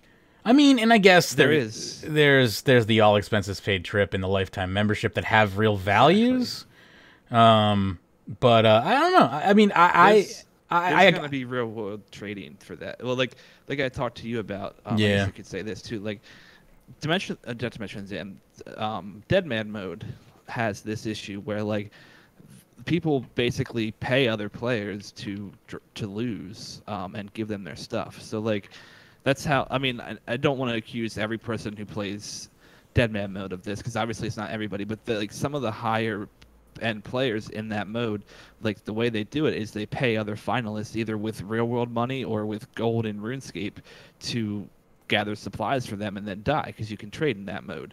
And I'm really hoping that you can't trade in Dimension of the Zan, because if you can, what's going to happen is the same thing, where people will just pay other players to get the best gear, and then the person who wins will just be the person who bought the most players. We'll have to see if that actually happens. Taking out trading would be a great idea. Yeah, for the finale, for sure. Yeah, I agree. I hope that they do that. So good info. I appreciate you sharing your perspective on that. And I mean, I'm definitely going to watch the finale. I think that the only major complaint that I really have is that there was nothing for me to do as a skiller, and I really hope that they add value to that play style in the coming years. That's all. And if they do, then I think that this game mode could end up being a really fun yearly event. Anyway. Yeah, it'd be interesting to see what they do for the next year. Like, if they took away the drops from the, only being able to get or easy to get the rune drops from the big boss creatures, and take away those chests, they could really do some small little changes to make the mode quite interesting. Yeah, so we'll have to. I hope it comes back. I hope it comes back too. Go ahead. I want to give an update too. I talked about this on the last Skill and Chill that I was on, but as far as PVM perspective goes, our fundraiser got a little bit sidetracked with the summer months, and Magebit had the monitor issues and all that stuff, so we kind of lost track of it. But we've looked back, and we have reached the goals for that fundraiser, at least the initial goals. So the show is gonna keep going for. I don't really have an end date for it. I know there hasn't been an episode recently. I have one I need to edit and get out to y'all soon. But we're gonna keep the show going, and we appreciate all the support for it. And I'm also trying to do my weekly streams now that were promised as a goal for that. So if you check out my Twitch channel, Queen of Blaze, you should see hopefully a weekly RuneScape stream at least most of the time. for the next few months here. So yeah. Cool. Pretty Good to have sweet. you back. Yeah, for sure. They were great shows. So, let's see here. We're going to move along to the content. I almost said the combat showcase, which is not something that I'm interested in. The RuneScape That was content RuneFest. show. Yeah, I know. That's exactly what I was thinking of. So, first off, the chunky expansion teams, Eternals and Titans, were split into 5 smaller teams, 2 of them being the Judges and Spec Ops. The Judges being made up of Raven, Rowley, and Chaosi, and Spec Ops being Ryan and Ramen. They became a little hesitant to show work in progress because players were critiquing unfinished content, but depending on how this goes, they'll do them more regularly, and I believe they already committed to doing it bi-weekly once again. These teams... I believe that was confirmed by Mod Osborne the other day. Yeah. These teams are the ones working on unfinished business and clearing the backlog. The 2 teams just mentioned there. We want teams to choose what they work on based off of interest and their skill set, such as Ramen is good at bosses. Each team has their own identity in this way. Ramen is good at QA testing. Ramen's been a pretty decent PVM creator, I have to say, and I'm glad that they are not shoehorning devs in to roles that they're not passionate about, because that generally leads to underbaked content and overbaked Magebit. So we have pieces. Hey, Overbaked Matrix, nothing to do with RuneScape. You probably. It's just a way of life. Yeah, it's true. Well done, RRman. Pieces of Hate. We have here, obviously coming out someday. It's being made by the Judges team. I didn't see it. I frantically started looking for a date after I started talking dates, and I'm like, there's no date. Shit. Setting myself up for failure here. The Judges team is working on that, which good team to be working on that. Raven being an amazing quest writer. I got Rowley and Chaosi backing him up. 2 hard-hitting, long-time developers as well. They are working on pieces of Hate with the help of Els Clumsy and Victor G, assuming that they're in some sort of like animation and environment creation roles. Invasion of Mostly Harmless is to conclude. You'll be able to kill zombies at 4 locations to reduce the threat on the island, repairing barricades and launching cannons. They're currently looking for rewards for the quest. You can input that if you have any good ideas. Not all characters will be graphically reworked due to time restrictions. I don't know if you've been to Mostly Harmless recently, but it's up there with cave goblins. Was, to graphically rework Mostly Harmless. That would be preferable, for sure, if they reworked the island entirely. It just sounds like mostly not all the characters might make it into that rework, so hopefully at least the quest characters will make it in. We all know how good reworking the desert entirely went for them, so I'm sure that they're just looking to do more of that. And the community really loves graphic reworks and doesn't get upset about them at all. Not at all. Especially for the NXT client. I am in the small camp that loves graphic reworks. I'm still amazed every time I find myself needing to go over White Wolf Mountain. I'm like, man, this is just great compared to what it used to be, which was White Wolf Hill. So like I want more graphic. I think at least 1 graphical rework should be done a year, and if it accompanies with a quest, even more the merrier, as far as I'm concerned.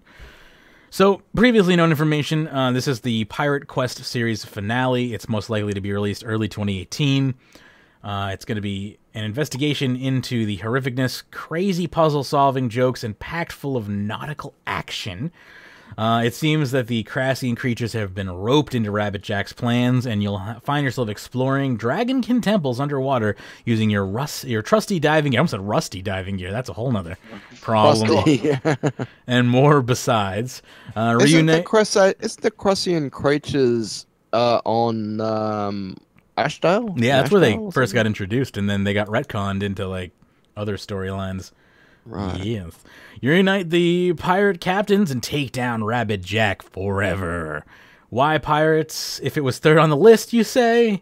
Slayer... okay, we won't have to get into that nonsense. This is all previously known information, but it will be a spiritual successor to A Clockwork Syringe, high on humor with action, more of a Rabbit Jack finale, since we can always do more pirate quests. So this doesn't mean no more private quests in the future. It just means an end to the Rabbit Jack storyline. We had So sorry to cut in there, but yeah. Wait, so they made what poll is this? They put a poll here, which had Slayer Quest at the top, right?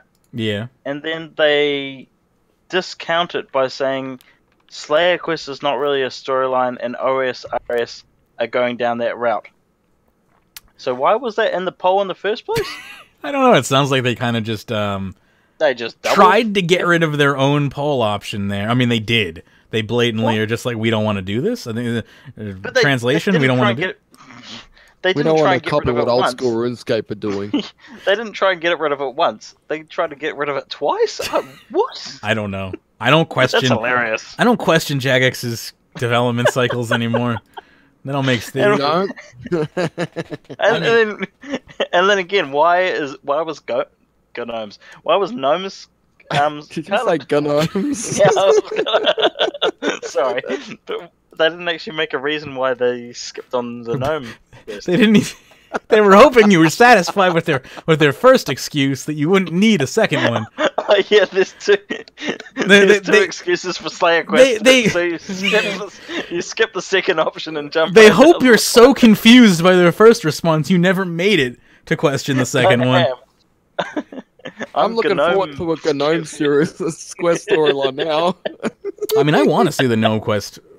I am so desperate. No, it's not a Gnome quest. According to the RRman, it's a Gnome quest now. I am so desperate for quests at this point. I would literally be excited if they were like Elemental Workshop 5 coming in December. Like, I'd be like, oh, quest, yes! Yeah. Like, and then you think back and it's like Elemental Workshop 5. Ah, crap! I'm just, that's where I'm at. Like, I would even be happy to see that. I just want a quest. I think we've still got the Evil Dave quest coming up soon, I think. Yeah, allegedly. Hazelmere quest, that'd be a good quest. It's just, it's so rare that to actually get Isn't that quest Hazelmere finished. dead? I mean, is he? Hazelmere doesn't exist at any one point in time, from my understanding. It's too confusing. Oh, I know. If it was the Hazelmere quest, maybe the reward could be the Hazelmere signet ring. That'd be a great way to make that item worthless. It would be crazy though if there was a Hazelmere quest and there was like a 0.00001% chance that you got it on completion of the quest. You know, like, there's just like an insurmountably rare, but you know, like one person in like the entire game it would happen to. And then we find out that people have been creating more accounts just so they could do that particular quest. Yeah, that would be the new treasure trail. That would be the new treasure trails, right? Like people just creating new accounts to do that quest over and over again.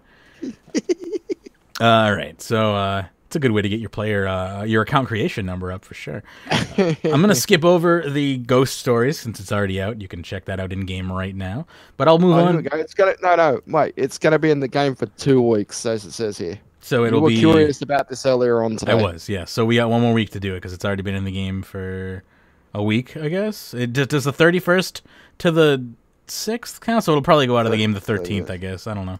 Anyway, you got time to do that if you haven't done it yet. Yeah, it'll end on the 13th. Gotcha. So Treasure Trails rework. This is slated for January, and I'm very excited for it. So am I, baby. They're adding a clue scroll hub outside of the Varric GE, so you can find out information about your clue scroll stats. First time that hub looks so amazing because they've got one of Preslick's ideas about this huge pack yak that's sitting down outside the Varric Bank, carrying all the rewards, all the mega rewards from the clue scrolls. That's fantastic. Yeah. Don't believe it's one of her ideas. It's just they made a new yak and she drew it afterwards. That's cool. Okay. Well, if that's the case, I retract my statement.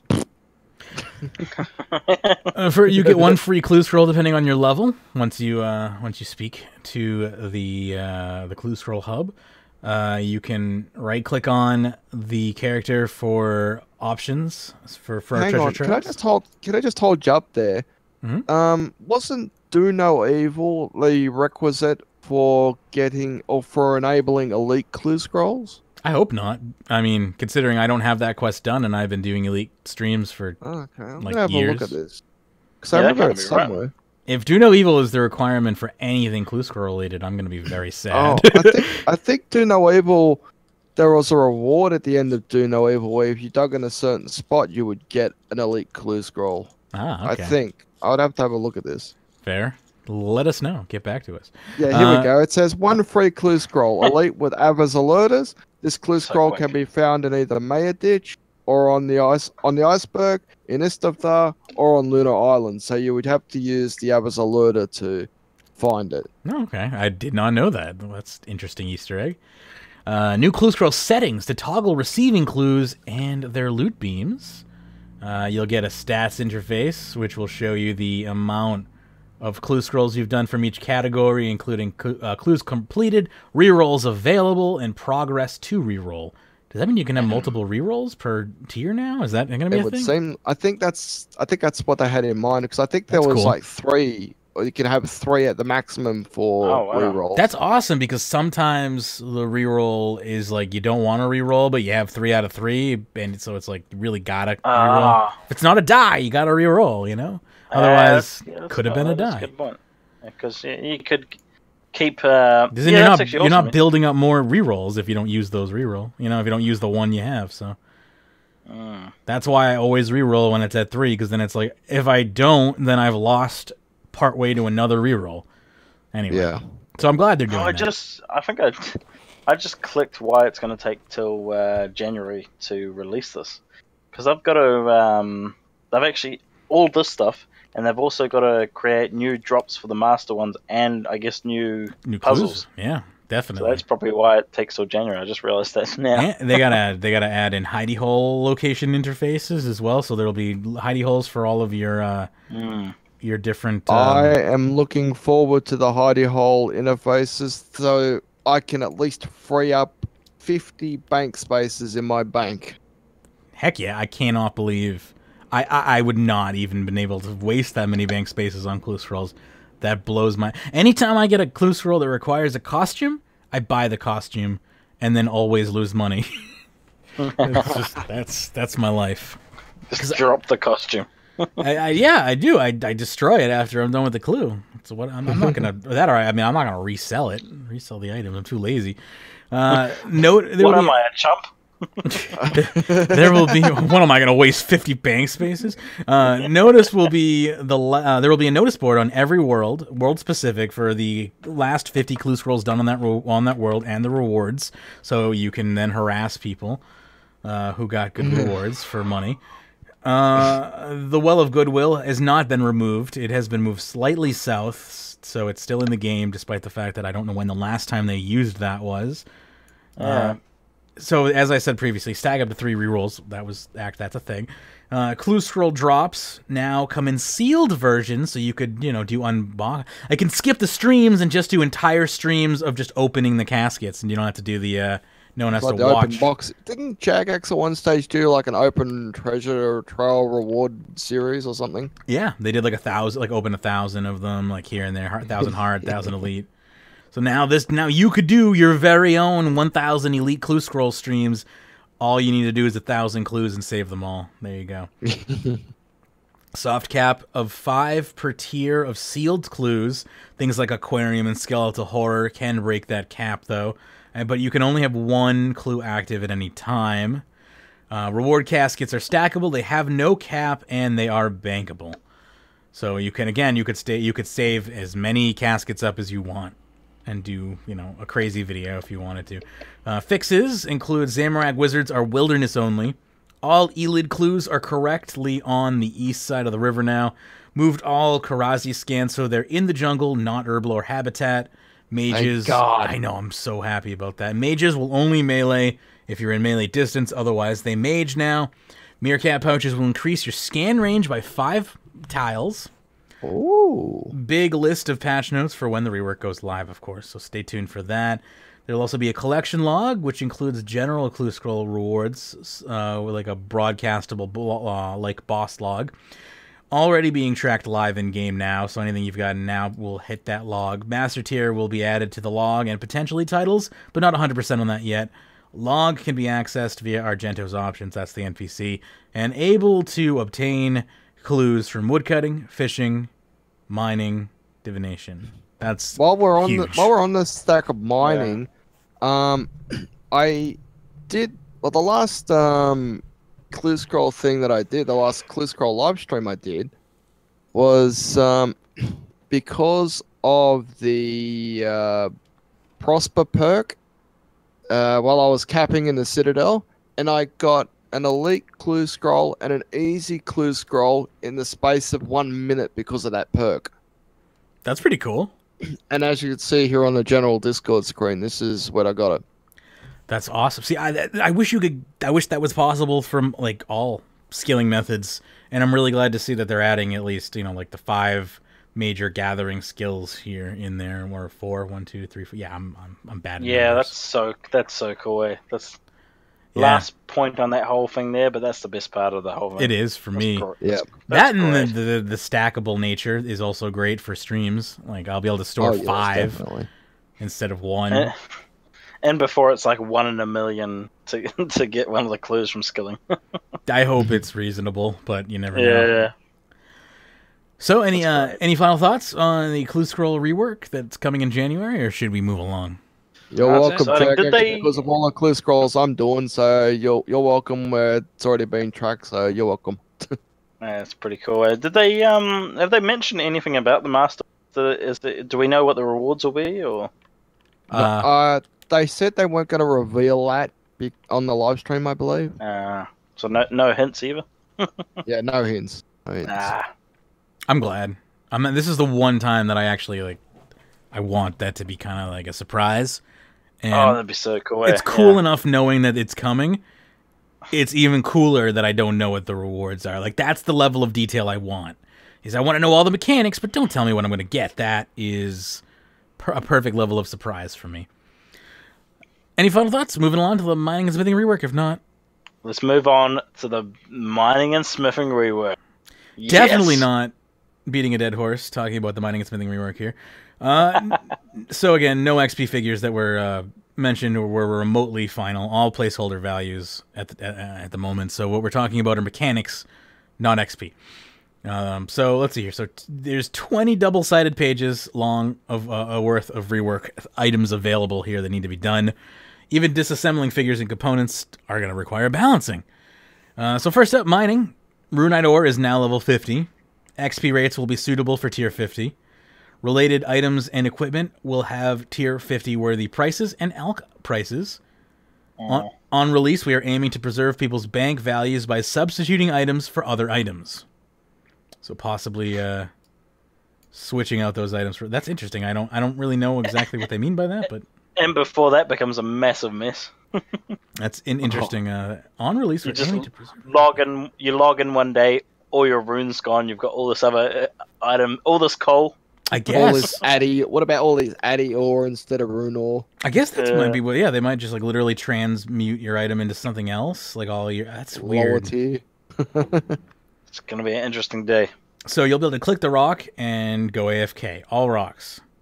Every so often, your character will take a break by themselves. That's probably the best way to do it, especially if you're going to go AFK, because your character will stop after, I think it was about 20 seconds or something. Completely dependent upon your level. It's scary. Yeah. Depending, I think it was depending upon your strength level and agility level, I believe. We'll get to that. Yeah, I'm not 100% sure, so let's continue reading here. You can click immediately to make your character resume mining, more active but better XP. You can choose not to click again and your character will resume mining eventually. Agility levels affect how often you take a break, so there you go. I thought so. Mining and strength level affect how quickly you mine. You get XP with every strike, but not ore every strike. Experimenting with stackable ore at the moment. 28 is too low of a number to be satisfactory to get any mining or smithing done. On the other end, don't want players to infinitely mine. So they're trying to find a balance there. I like the fact that you can be completely AFK, or you could pay attention and get more XP and ore. But maybe a max limit of how much you can mine per day or something. Oh yeah, we need more dailies. Oh, I didn't mean this is a daily. I meant you put a cap on it. What do you call that then? It's a daily cap. Well, anyway. I think a better thing is to do like 50 per stack or something, and then you have at least some another limit stack. Yeah. to what you can carry. I wonder how that would work with our inventory system. I don't know. Yeah, I don't think they have any stack. They don't have anything that's stack limited. Why don't you stack it in a pack yak or something? Stack it in a pack yak. I just like the way that sounds. So let's see here. Exploding rock will give a chunk of XP. Very I don't different. like this idea, right? Remember the old days? Exploding rock would just blow up your pickaxe. That's exactly what I was thinking of. This is very counterintuitive to like my brain and thinking of all the olden days. Why would you go and attack the exploding rock? Yeah. I think it goes by Dwayne Johnson now anyway, doesn't he?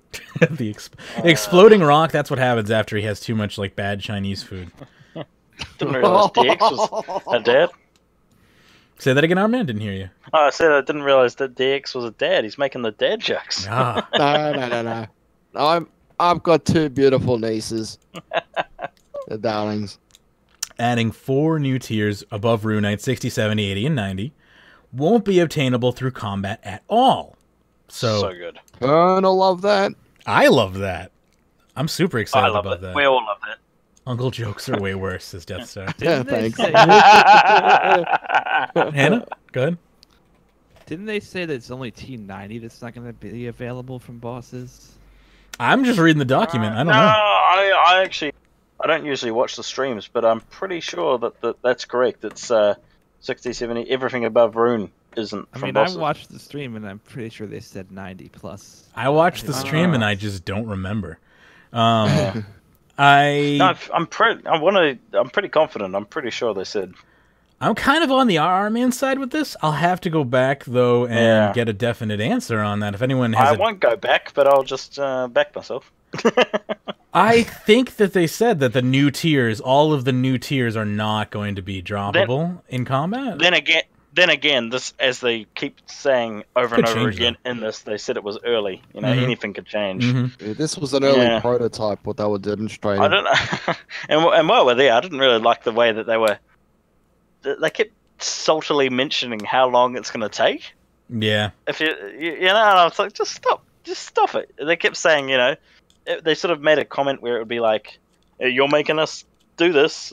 It was like, okay. Well, I mean, they did try to get out of it.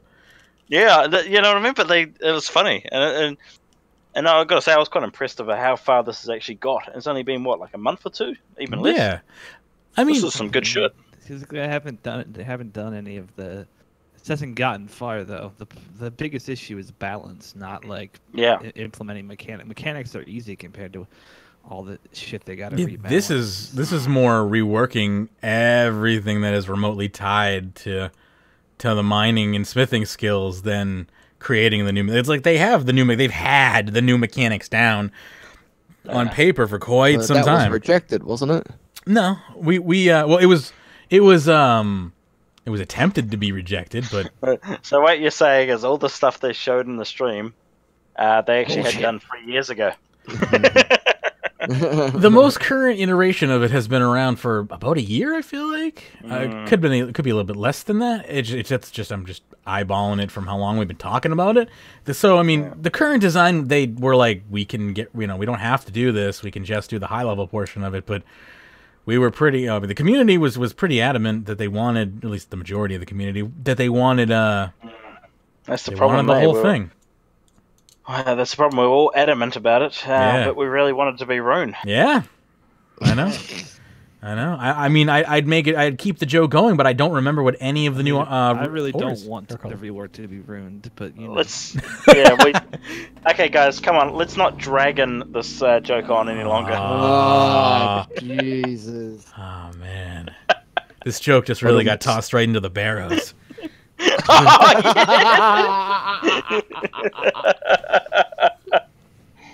Let's see here.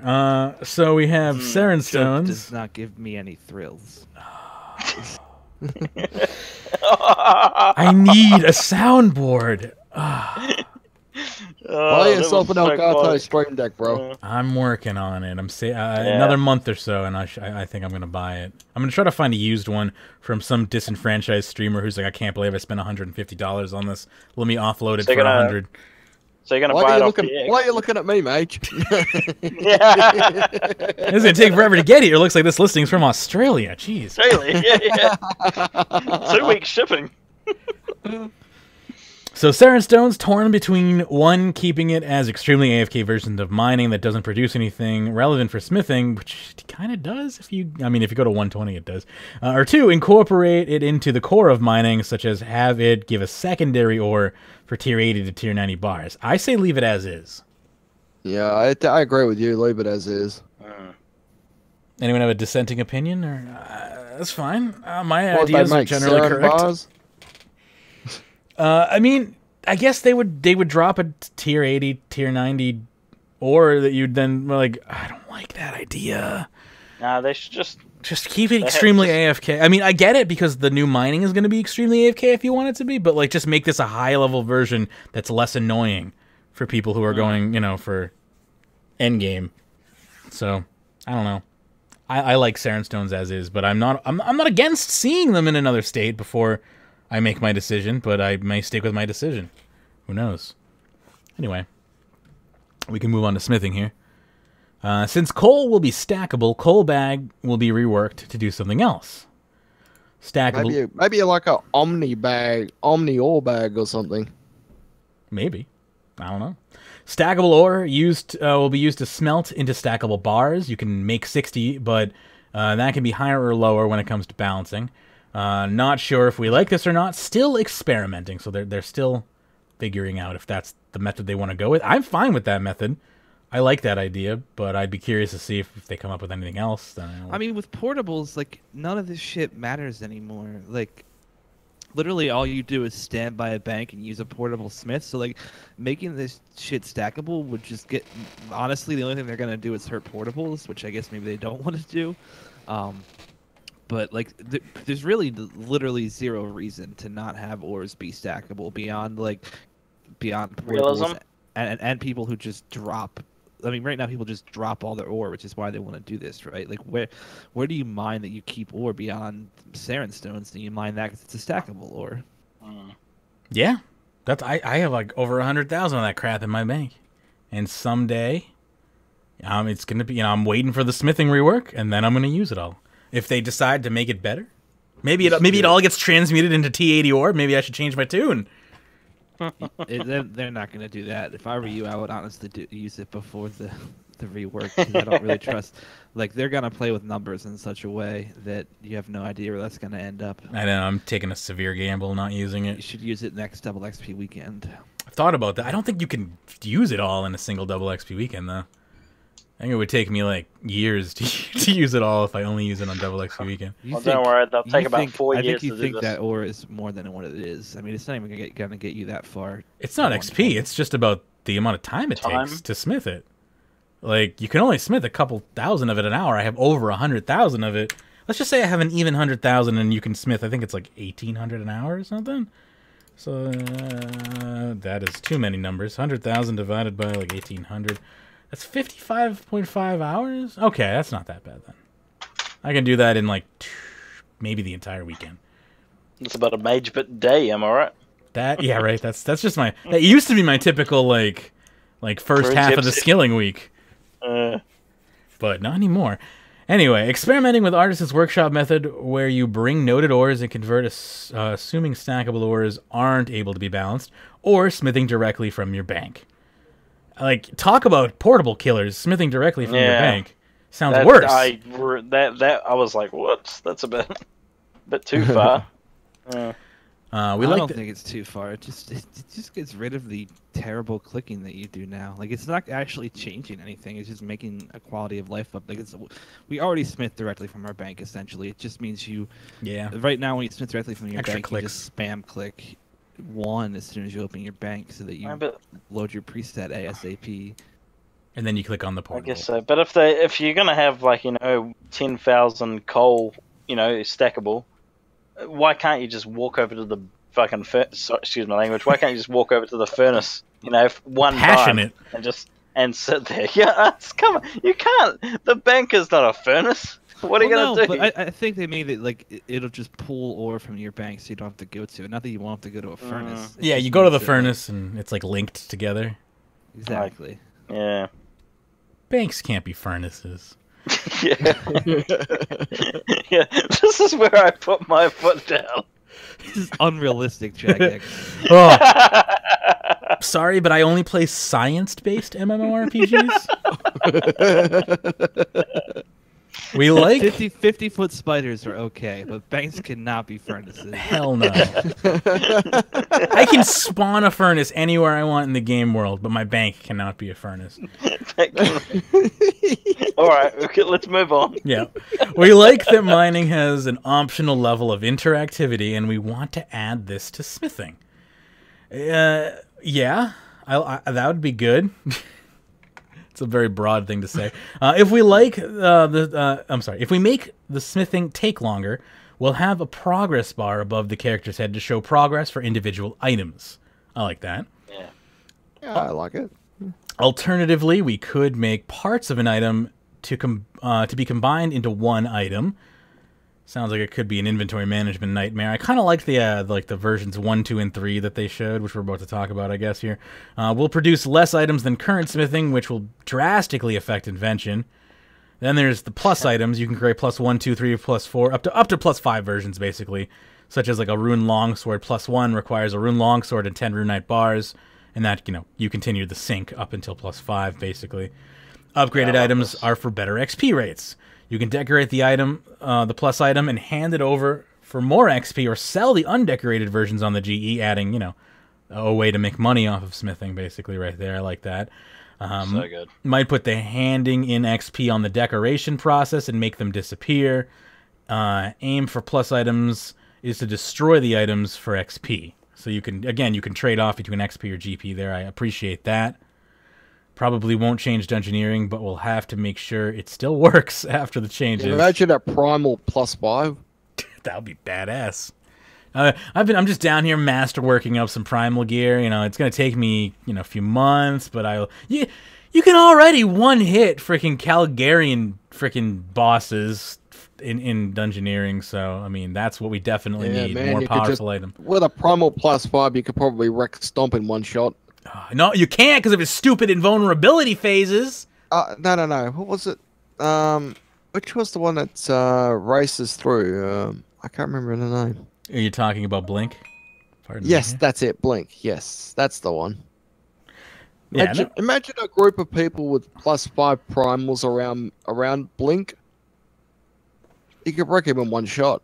if you can get him to stop for 5 seconds to attack him, that is. If you're me, that's I think you're underestimating what a plus 5 or overestimating what a plus 5 would do. I don't know. Maybe. I mean, like that's Right. 1/3 of a overload. I mean, we're all speculating at this point because it doesn't exist, right? Yeah, but imagine a plus 5 and then drinking on overload. That dungeoneering It's overload. a small update. I mean, it's a small, not update. It's a small boost. It's not gonna be an extreme boost.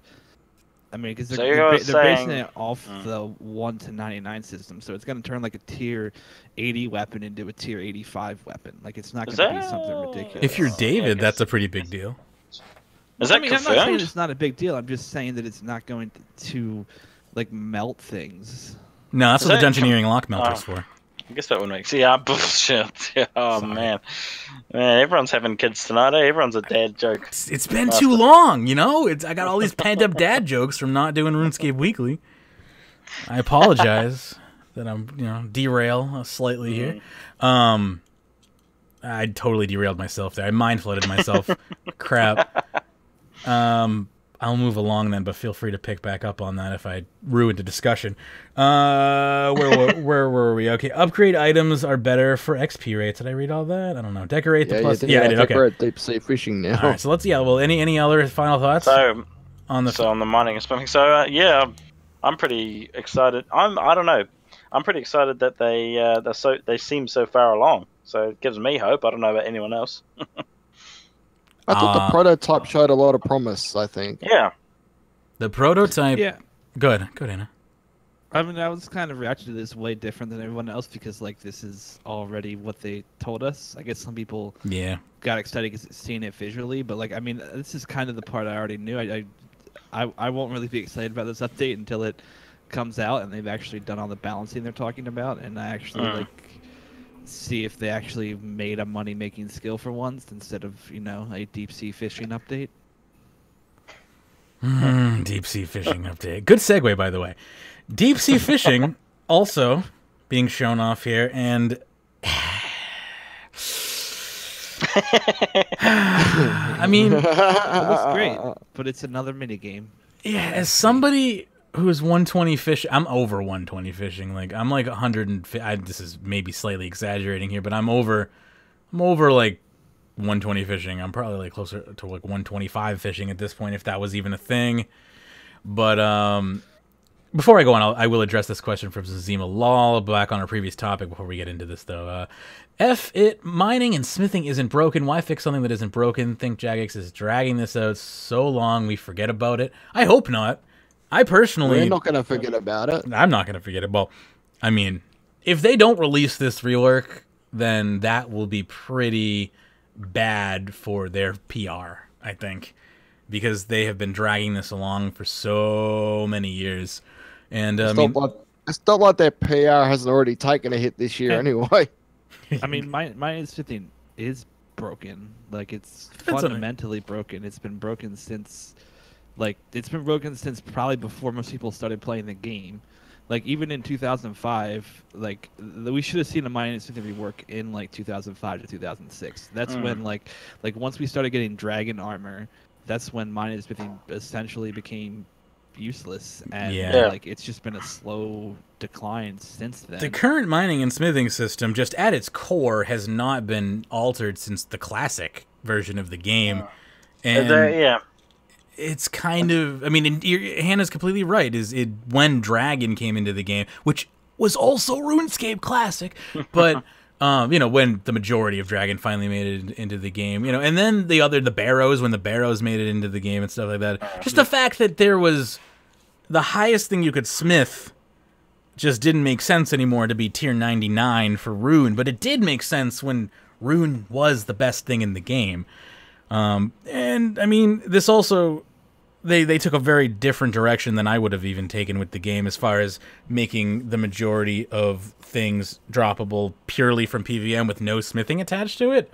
Like, that just depends. Is very counterintuitive to how I would, like, it's counterintuitive to how they made the game in the first place, and it's also just, it just doesn't seem like once they started, they couldn't stop. But if they, back in the day, if they just made it that you know, instead of dropping an item from a boss, you'd get like parts of an item, or you know, something that had to be combined with something else. Yeah, and I don't know and why actually use the skills to do it. Yeah, it's just once they started it, they couldn't stop. And even like the Dragon Square Shield, it was one of the, you know, original like Dragon items. Well, there you go. Yeah, was that should have been required smithing. Like, you still need, like, you could buy it pre-made, but like, you know, there was a job there for smiths. That was like the beginning of the end, though. After that, it was all downhill from there. But like, you know, Dragon Medium Helmet, again, one of the first Dragon items in the game, and again, you couldn't smith it, but you know, it was like this rare mythical thing. But Rune was still like the best armor in the game at the time. So like, having it at 99 for like all of it still made sense. But like now, where we have like up to tier 90, where the, you know, current tier 90 gear just makes no sense in comparison to what you can create with your own hands. And I don't know.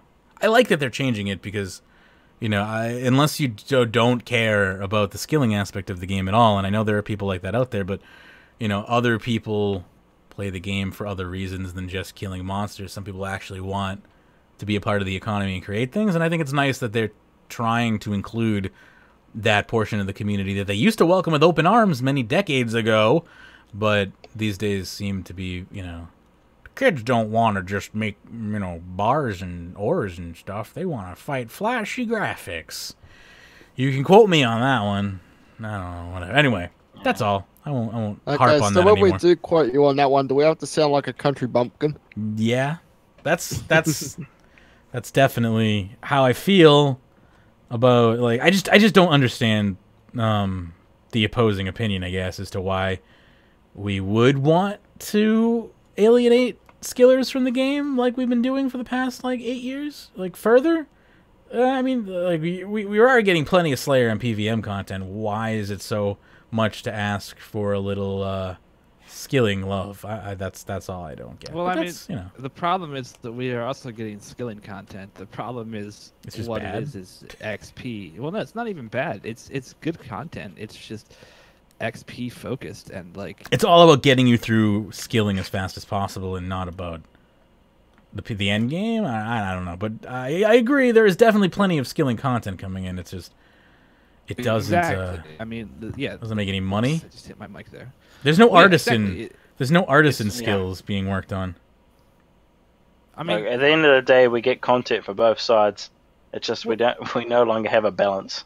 we get the balance is in money making though. The balance is not in like if you look at sheer like skill and updates versus PVM updates, it's not near as bad as what you would actually think it is. No. There's plenty of them coming out. The problem is, as once again we're about to talk about deep sea fishing, but like deep sea fishing, it just makes XP quicker to get, and that is to me the fundamental problem with RuneScape right now. It's like I don't want XP quicker to get. I want actual ways to make money when skilling at level 99 plus. Yeah, the end game of skilling should have money-making potential. Like 95 plus, you should have an option to make money. You know, it should also take time though. Like it shouldn't just be like, oh, you know, I'm making 10 million an hour doing a Make X interface. Like, you know, there should be some level of skill and difficulty involved. But you should be able to make 5 million an hour with the Make X interface, because like I mean, like we talked about this before, but like that's what Slayer does. Yeah, at least 3 million. Like that's my floor for that. Is like to me it has to be at least 5. I'd be happy with 3, but I'd be even happier with 5. So this is not an argument. This is not an argument point. I'm just like, I'm apparently willing to compromise far more than you are. I'm desperate, Hannah. 5 would be nice. 5 would be I've nice. I've seen the other side, and I can't go back. So It's understandable. Inflation, man. I Inflation's refuse to going up, man. go to Those the other bonds, man. side.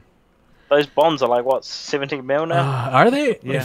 If they hit like 20 million, I might end up becoming a hypocrite and investing. I mean, Because I haven't been Miracle's playing. about to be announced, so they'll probably hit 20 mil. Yeah, I mean, like I haven't been playing. I can't make money if you don't play. You know, that's not 100% true, but I won't become a merchant. Anyway, deep sea fishing. Speaking on the topic of skilling. The squares in the screenshots are placeholders. It doesn't matter. Thinking about locking it behind the fishing guild, that would be good. I just wondered why they didn't just add this onto the fishing guild in the first place. Seems like a logical place to put it. Looking to have thematic banking, like a pulley system in the living rock caverns. That's cool. That's fine. Speaking of that pulley system, Mod AOB earlier on today in Twitter showed us a new crane model, which is what they might be using for deep sea fishing. Yeah, you put it in the general Discord at discord.runeweek.com, I believe, right? Yep, Nice it looks plug. pretty damn good, Does actually. look good. Yeah, I like it. Looking, let's see here. RRman friendly, of course, whatever that means. High intensity, high XP fishing where spots keep changing. Want it to be better XP per hour than waterfall fishing. Oh, yay. Looking to slightly reduce the XP per hour of waterfall fishing as well to make it better. Waterfall fishing is lean back, high XP, and we don't want to make methods faster than live XP per hour. So Valid. we gotta nerf waterfall fishing so that our new XP method has a place. Like, what the hell? I mean, I understand where they're coming from. Is like they're trying to do a transition here where you only get the high intensity XP from lean forward training. So like they're trying to, at least this is what I see here. This is the read between the lines that I'm trying to pull out here to like give myself some level of freaking hope. Is that they're trying to make lean back XP per hour activities lower XP per hour, but they're still there and you can use them for AFK. But if you want to lean in, you get more XP for that, which rewards you for paying attention to the game. And I applaud that because I've been yapping my head off about that for the past like 2 years, as far as that's how skilling should be handled. So Let's all be honest right now. Waterfall fishing's a bit OP. it is super OP. When that came out, like, oh my god, I went from like 118 to 120 like so much quicker. Yeah, It's great. safer. But Okay, but yeah. I don't know. Like, once again, to compare it to something like combat. Like, I mean, if you want to get a lot of combat XP, you can get 1 million an hour. All you do is you just go to the abyss and you use aggro pots and you just sit there. Like, I You're not wrong. understand Yeah. the wanting to move away from it, but I don't understand why skilling is the place where this is happening. Like, to me, this high intensity update should once again be a moneymaker, and I'll probably say it a million. That I 100% agree with you with. Is like- that's my only problem here is this lean forward activity should be a moneymaker. waterfall fishing is totally fine. They're not, the funny thing is they're not even talking about the Ark. Isn't the Ark also like better than waterfall fishing already? Might be. Yes. Like Yeah, I think so. The Uncharted Islands specifically, or just the Ark in general? Uncharted Islands. Then yes. Yeah, and it's so like we've seen in the past less than 2 years. This is our third fishing XP update. It's just a waste of development. Like, this is a brilliant idea. I love it. And then like of course it's XP based. Actually, that's a good point. If this had a money-making method, I'd be way more excited about it because fishing is hands down like my favorite skill, and it makes me kind of sad that it just seems to be about getting it out of the way as fast as possible. There's no way to actually, there's no sustainability within the skill anymore. I mean, fishing rocktails is decent money, but you know, I would like to see them incorporate the lean forward gameplay into money making for skilling, like not just about XP. But yeah, and to me it's like they seem to have this worry that like food is too powerful in the game. Like they literally said that last year at some point, and so they don't want to add food that will actually increase the amount of healing that you do, which is like, I mean, I fundamentally disagree with that idea. They need to come up with, I mean, they give us like heal over time food or food that doesn't take adrenaline and shit like that. Like you have plenty of approaches you can take for food that you're just not doing, or even stuff like maybe it's time to rework fishing and cooking in the way it works. Like why when we cook something then when you eat an entire freaking shark? Like what if when you caught a shark, you then cooked it and then you cut it up and then you had to add like 5 more pieces and then you made a meal and then it became something good. So you had to cut up your shark, cut up your rocktail, throw them together, add some seaweed or some shit, and then bam, you have an actual have dish. like a gourmet or something, and then you set up a table and you just obviously we have like rocktail soup and stuff like that. So I would love to see more little things bit, like that. but it needs to go, like the whole skill needs to go there so that they can actually add items to it and it can be, I don't know, like look at gnome cooking. Yeah, something like gnome cooking in a modern sense. Yeah, something like what they want to do with smithing. I don't know. We need to see some diversity in this skill. Fishing is a gathering skill. I don't want to gather XP with it. Fair. That's fair. And that is deep. I agree with you that we don't need more XP. We do need more lead forward activities, but we don't necessarily need them to be best XP in game. We need more diversity and variety in the way skillers obtain money, and this could have been a good opportunity to do that. I mean, it just seems like a missed one, unfortunately, but there's still time. This isn't, this is still in its early releases, and maybe this talk will not fall on deaf ears. Who knows? This is Zima saying, remember people wanting dragons. Those were the days. Those were the simple times. Let's see here. So there are bait spots as well, which will be creating new baits. Undecided how they'll be obtained. The bait spot will attract fish that you can then catch, like that you can't catch other places in the game, like sea turtle bait will attract sea turtles. Each bait will attract X amount before depleting, like the Ark. Use another bait to attract more and continue. We'll have 4 spots which you can choose to bait, and they can be different. Non-instant social fishing is the goal here as well. Like this is just a big area where they're hoping people gather, like in the old fishing guild days. There are lots of unused dead content, hard to get fish in the game, like tiger sharks, sea turtles, manta rays, gray white sharks. That will all be used for this. Gray white sharks are not hard to get. No, that's semi-rare. And besides that, I think you enable that via the aquarium, don't you? As far as creating new baits, why don't you just grind like a shark into some sort of bait or something? Are you trying to feed sharks other sharks? No. The higher tier the fish, it might attract an even higher tier of other fish or something. I'm not sure. I'm just you attract minnows, and that attracts like sea turtles and then sea turtles don't eat minnows. But just go with it. Just go with it. Is that what you're trying to say? Yeah, something like that. That way you can make some of the rarer shark or the sea turtles, like you say, or manta ray, more balanced out. It'd be interesting. Shoal spots move like regular fishing spots, but not very often. Catch stackable fish there.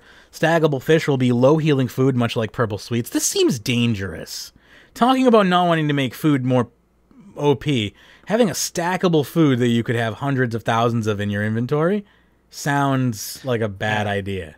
Purple sweets heal like 200 health, so it's not gonna be. But like anything times 100,000 though, like. Yeah, but it's just not. You get to eat one per game tick. Like it's just not gonna be that powerful. You could hide in a corner though and like heal somewhere and never have to like bank again if you're good enough. I don't know. Seems weird to me. But you're overestimating the powerfulness of this. I mean, they could even make it like 400 health. Like I imagine it'll be slightly more health, but it's not going to be much, and it will be helpful. I mean, this is the one part I'm excited about, especially if this is tradable.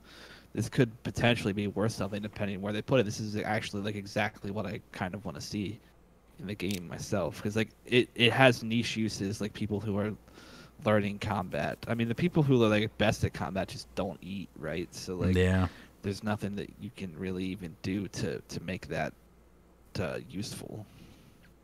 So it has a cool down use with magical relics when they get released. Trade them in for a form of currency or XP. Reasonable XP. That's descriptive. They have a form of fishing they're dubbing ZMI fishing, similar to the ZMI altar. Yeah.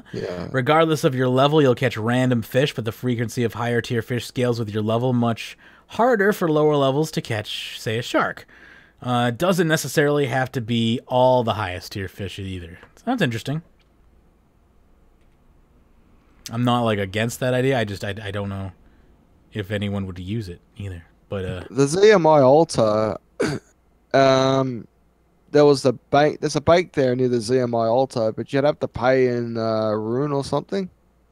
Mm-hmm. Maybe if you can access like a bank or something by paying a random fish or something, I'm not sure. If they're calling it ZMI fishing, you might as well. Well, I mean, they're calling it ZMI fishing due to the random nature of the fish you obtain from the skill. And that's interesting. I just don't know who's going to want that. Sailfish, 4 spots with 2 active at once. Red moves more often and has a higher catch rate, and Sailfish will be higher than Rocktail and probably heal more than them. So, interesting that they are possibly going to introduce a tier above Rocktail. Sailfish, yeah. Because we can't have sailing, we might as well have sailfish instead. There you go. The fish are going to do the sailing for us. It's interesting, though, that they're adding a tier above Rocktail. I wonder if it's still going to be below Rocktail Soup, though. And if so...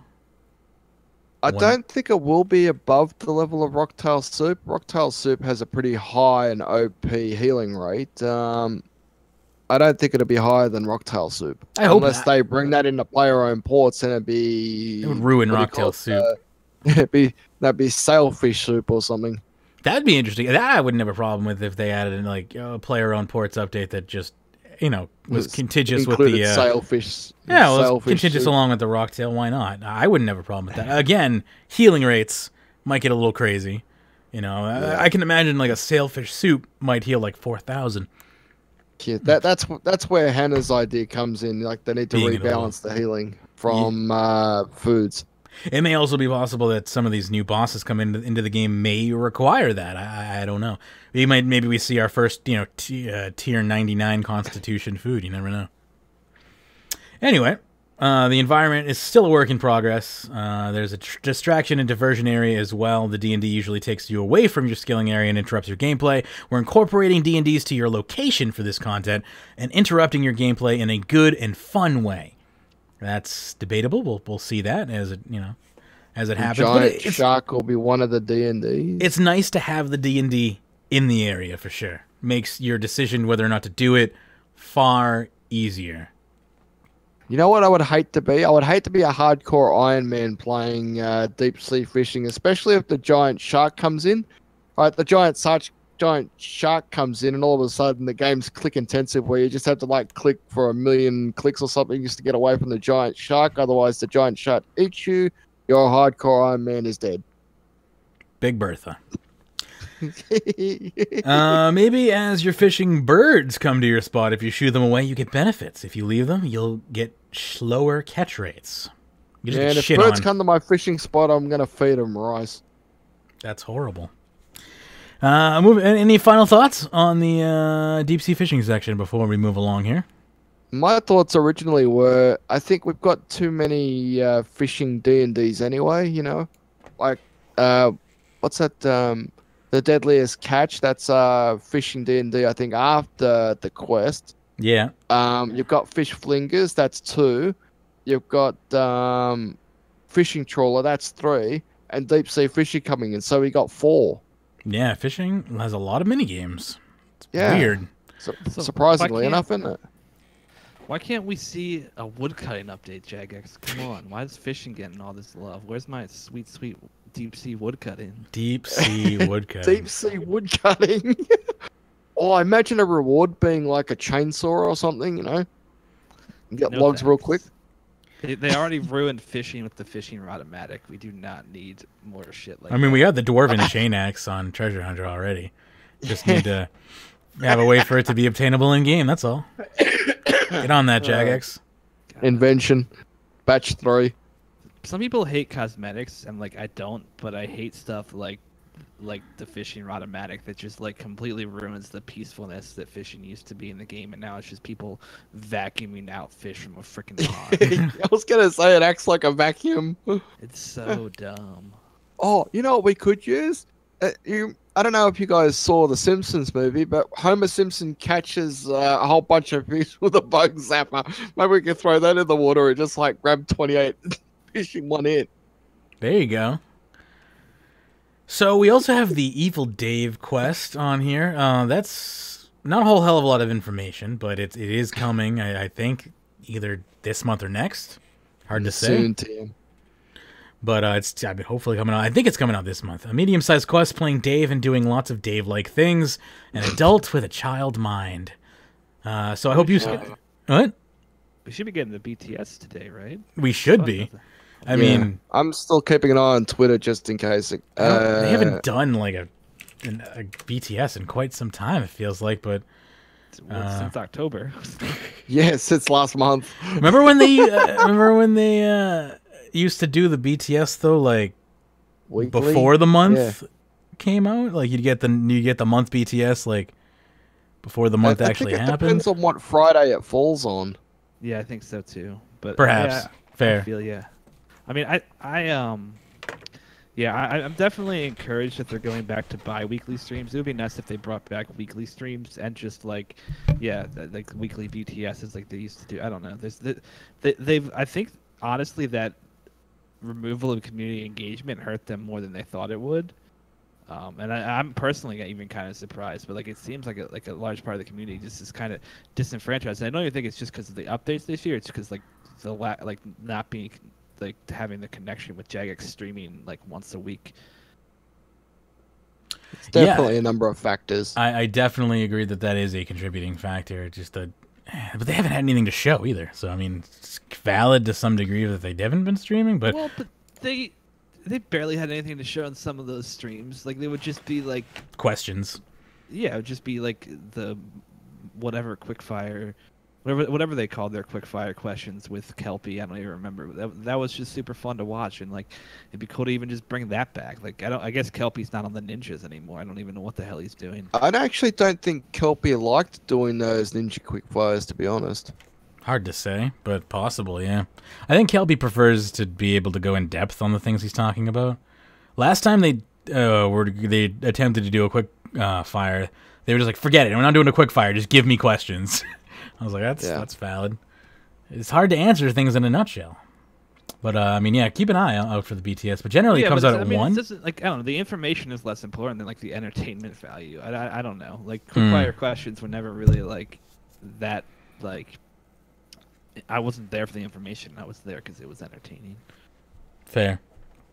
Combat pets. Got more combat pets coming out. So close to being complete. Being tested, gone through balancing.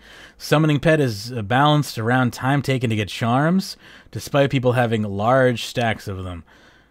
So again, there's new titles coming in. There's the Jack of Blades, Jack of All Blades, and the Master of All.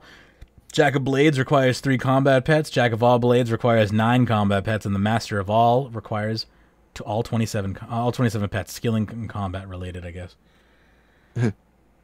Since Slayer's... Good luck getting me to change my Of the Damn title, Jagex. I haven't got a bloody skilling pet for months, man. I remember, like in about a space of a week, I ended up getting 5 pets. But ever since then, I've never gotten a pet, a skilling pet. You have no room to complain. Tam, I do so, and I am. Tam has 180 mil going for the thieving pet with no luck. You have 0 room to complain. That sucks. I still don't have the thieving pet either, but I'm a mere level 120, so, you know. Me neither, man. I don't have the skilling pet either. 180 mil XP since the update, I should say. Oh, That's damn. not like total. That's 180 mil going for Ralph and not getting it. The skilling pets are very finicky. RNG based. Is your friend just focused strictly on trying to get the thieving pet? You know who Tam is? Tam's the old clan leader. Tam, sorry. So is Tam just I don't think it's the only focused thing on she's getting doing, the pet? but she's just good at grinding. I mean, she wants Ralph. Who Can't doesn't? blame her. It's one of the best pets. It is a pretty great pet. Since Slayer is becoming a combat pet, those who have 5 skilling pets, including Slayer, will lose their Jack of Trades title. Alternatively, those who only need the Slayer pet for Jack of all Trades will have a Jack of all Trades broadcast on login. So fucking silly that it's becoming It a is silly. combat pet. I hate it. Slayer is not combat. It is a skill. I mean, That's the whole point of it. if I had more like energy left in my voice, I'd debate you on that. But like, I'm at this point struggling to speak, so I'm gonna let you have that one. Inventory models is you can check them out in the document here if you'd like. Sparky the range pet will have his model updated in the main game world as well. Grenwalls will be updated with a similar model to Wallace, which is the hunter pet, I believe. I don't know, maybe, whatever. And again, we have a next section here. I mean, Hannah, you're the closest thing we have to like top tier combat expert. Would you like to cover the Solax section and give my voice a rest? Because I certainly have really no opinion whatsoever here at all. So my quips are not going to be quippy if I read this information. I mean, I don't know that I have an opinion on it either, so I don't know. Maybe we should just skip it, to be honest. We can save it for and just talk about you can let David talk about it on a PVM perspective or something. I know, we could just say soon TM. Move on. Hey, Jake. Yeah, I mean, that's probably the best thing to do is just talk about. Yeah, David and I can try to cover it on that show because I don't know. I'm not going to add anything in depth to that discussion. I will say they're adding in tier 92 dual. I can't even talk. See, it's not even worth it. Never mind. Moving along. I can't even talk about it when I want to. So we have the revamped polling system that's already in game. We already covered it this earlier in the show. So Absolutely beautiful the way it looks. I've got to give the feedback on that. It's well done. It's well designed. Can you believe they stole the idea for a polling booth from old school RuneScape? Old school RuneScape. They should have. I saw people on the freaking subreddit legitimately complaining that they stole the idea from old school RuneScape. My favorite post. Old school RuneScape stole Fossil Island. Old school RuneScape stole its entire fucking game. So, I think my favorite post on the subreddit was from somebody who was like, wow, I can't even vote in this poll because the poll booth curtain doesn't close, and that's a violation of my privacy, so not voting. I thought that... Yeah, that was a very good post. I liked that one. I don't want to get in trouble with my clan mates if they see that I voted no on something. Yes, that was great. And it's, yeah. And just to be clear, like, obviously my comments sound like I hated old school RuneScape. I don't hate them. I just hate the people who act like the game shared by the exact same company somehow they're stealing each other's ideas. Like, the same company makes both games. My Sharing favorite ideas only makes sense. My favorite part is when people are like, I'm quitting. F Jagex. I'm going to old school RuneScape. It's like... And then they come back to RuneScape 3 a week later. Well, even if they don't, it doesn't matter. Like, yeah, that really hurts Jagex. That He moved on. That's the thing. It's like, yeah, F Jagex. That's the key there. F Jagex. I'm moving to old school RuneScape. You're literally moving from Jagex's left hand to their right hand. Shut your mouth. I didn't think of it that way, but that's down. what I thought of. like, oh god, that's what drives me nuts. Is I mean, because you're not screwing over anybody. But anyway, I digress. That's a complete side point that I just find amusing. So the revamped poll system's in game right now, and it's operating very similar to how the old school RuneScape systems operates, and sharing its similar success as far as I'm concerned. Also mentioned was the permanent gold accumulator coming very soon. Patents pending on that one. We don't have a trademark on. Next month, aka this month. Not removing the old one. The existing system will still work, but can just buy a new permanent one. Permanent gold accumulator will cost 1.5 million dungeoneering tokens. I don't even have that many tokens. Damn it. Oh, maybe if if you can join us on Sunday. Yeah. If you destroy some of the chaotics and stuff like that, you actually get a 50% rebate on the tokens. I didn't know that. No reason to keep any of those. The case. Make sure to do your research on that in case DX is wrong before destroying. Yeah, I mean, DX also said you could revote in the polls, so just keep that in mind. I said I thought you could. Oh, I know. I just wanted to make clear to our listeners that you said you thought, because I don't want listeners destroying chaotics and knocking down your door to get revenge when you're potentially wrong. So the Pro Golf Association will eat 10% of I have a PGA, sorry. Will eat 10% of the coins it picks up as a tax for being permanent, and 500 Slayer points to put it on the tool belt can be toggled off while in the tool belt, and the wilderness coins go into your inventory. So people are really excited for that, and I'm like, I think gold barely drops in the game. Like, is it really gonna make a huge difference? It's gonna make the difference between me not picking up gold and me picking up gold. That's about it. I don't know how much gold that actually is, though. I mean, with the amount of combat is the automatic alker that I can add to my tool belt that just alks. Just alks every drop I get. Perfect. 10 out of 10. Oh, heck yeah. I mean, just forget invention machines. Those were a flop. Just, add everything to add all invention machines to the tool belt. Let me add the invention machine to my tool belt. Yeah. Let me add the entire max guild to my tool belt too, please. In fact, yes. Bank. If I can go to a furnace and just smith there, what's the point of the bank? Just put the bank on the tool belt. I mean, with the way quick travel is going in this game, why don't they just add everything to our character? Why is my character not just the game world, in fact? Why can't I just spawn Vindicta, in wherever I want? Or, Araxi and just... Yeah, why hasn't RuneScape released a map editor? I just want to fight Araxi right beside the Max Guild portal. Is that so hard to ask? Let me spawn AOD right inside the Max Guild, have my friends meet up there, we'll kill them, and then if we run low on food or something, we can just run away and bank. Perfect. 10 out of 10. I agree. There you go. We're all on the same page. The one thing I actually when I mentioned map editor, I kind of do actually want to see them have a map editor style system for player-owned houses, just to completely digress and derail here. I've seen other games do that, and I think the coolest I've ever seen was in Rift. Their player-owned housing system is really, really cool. It even has you can go into other players' houses and you could vote for them if you think their house is cool, and they have this high score system for coolest houses that you can then go and visit. And I mean, to make these houses as cool as they have a huge item shop that you can purchase with real-life money, all the different things that you can add to these houses. So it's a massive market that they have going on. Plus, there's, prestige to show off your house. Huge revenue source for Jagex, and it's super cool. You could remove Treasure Hunter and, make this huge system, and I guarantee you'd make at least most of your money from people who just want to see cool houses, and people who care about their house rating and just and are willing to spend thousands of dollars to do stupid shit like that. I'd love to hear dissenting opinions or agreeing opinions on that, but let me know what people think about that. I definitely want to see a map editor, a map player and house editor. That would be really cool. Oh, love it. Thank you very much for the follow. Appreciate that. I don't know if I'm trying to say this name. Mektai, perhaps? I'm losing my voice here. Trying to... Instead of necktie.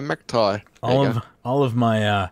I'm losing the ability to enunciate. This is one of the problems I've been having with my throat. These past few months, with being as sick as I've been from the GI issues. It's been a nightmare to try and maintain my voice for like over a couple of hours now, and that's sucks. Anyway, You've done pretty good so far. I'm trying. Like my head, Mektig.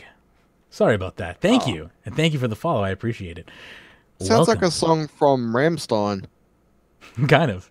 Mektig. Anyway, others here include luck messages were teased again, coming very soon.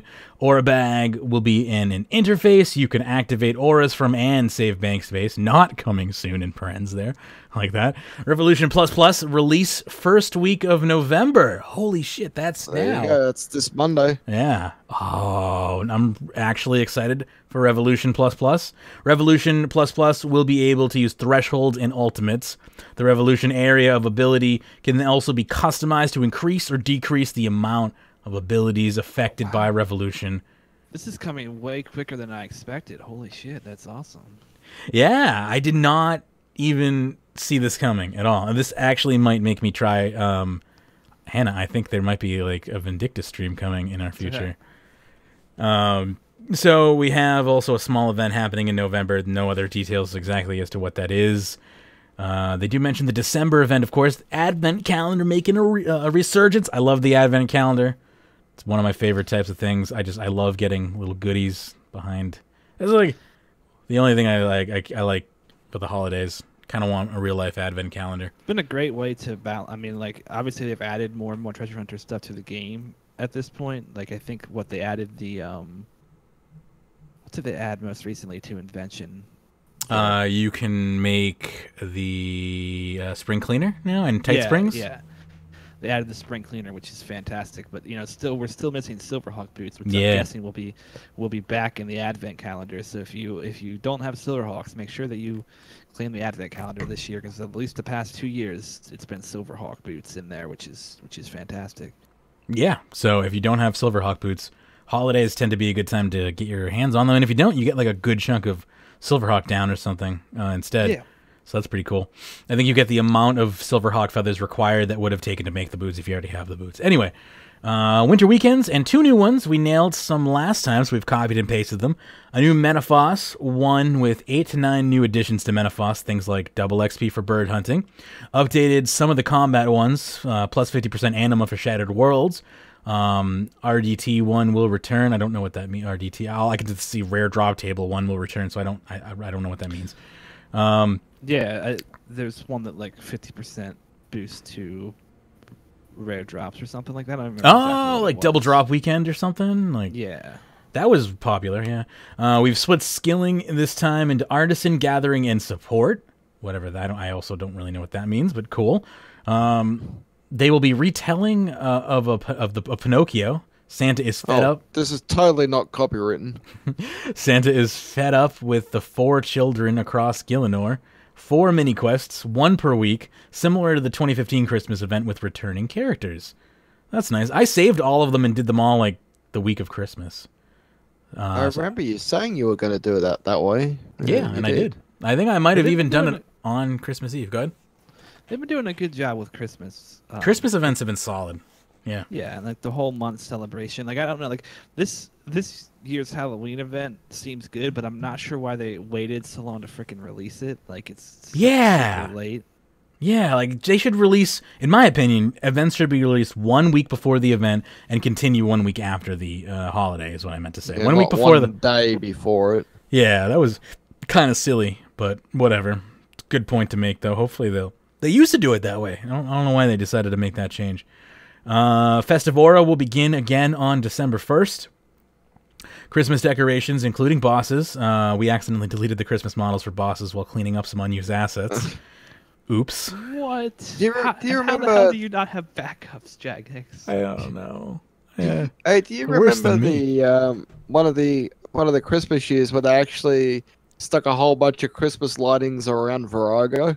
Yeah, and they deleted it. No. I hope they. It sounds like they're gonna remake them though. I need Araxi to have her Santa hat back. It was adorable. Yeah, it was. Oh pretty cute. yes, I remember that. And also we have a poll like the Halloween event asking if you want it to be permanent content. So that might happen again. Which is not going to happen because that's losing in the poll. Well, it's winning in the poll, but it's not high enough to pass. Yeah. It's winning for the majority, but I don't like the idea because I mean, like, I just like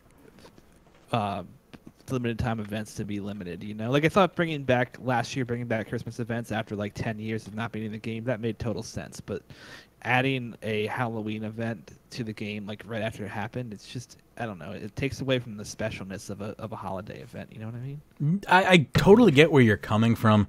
The only thing that I disagree with is that, and again, this was kind of proven to be almost a benefit in some way, I guess, when they did that like previous Halloween or Christmas event where they released all like kind of previous Christmas events again. That was really fun and nostalgic, and that wouldn't have been possible if they had kept them in game.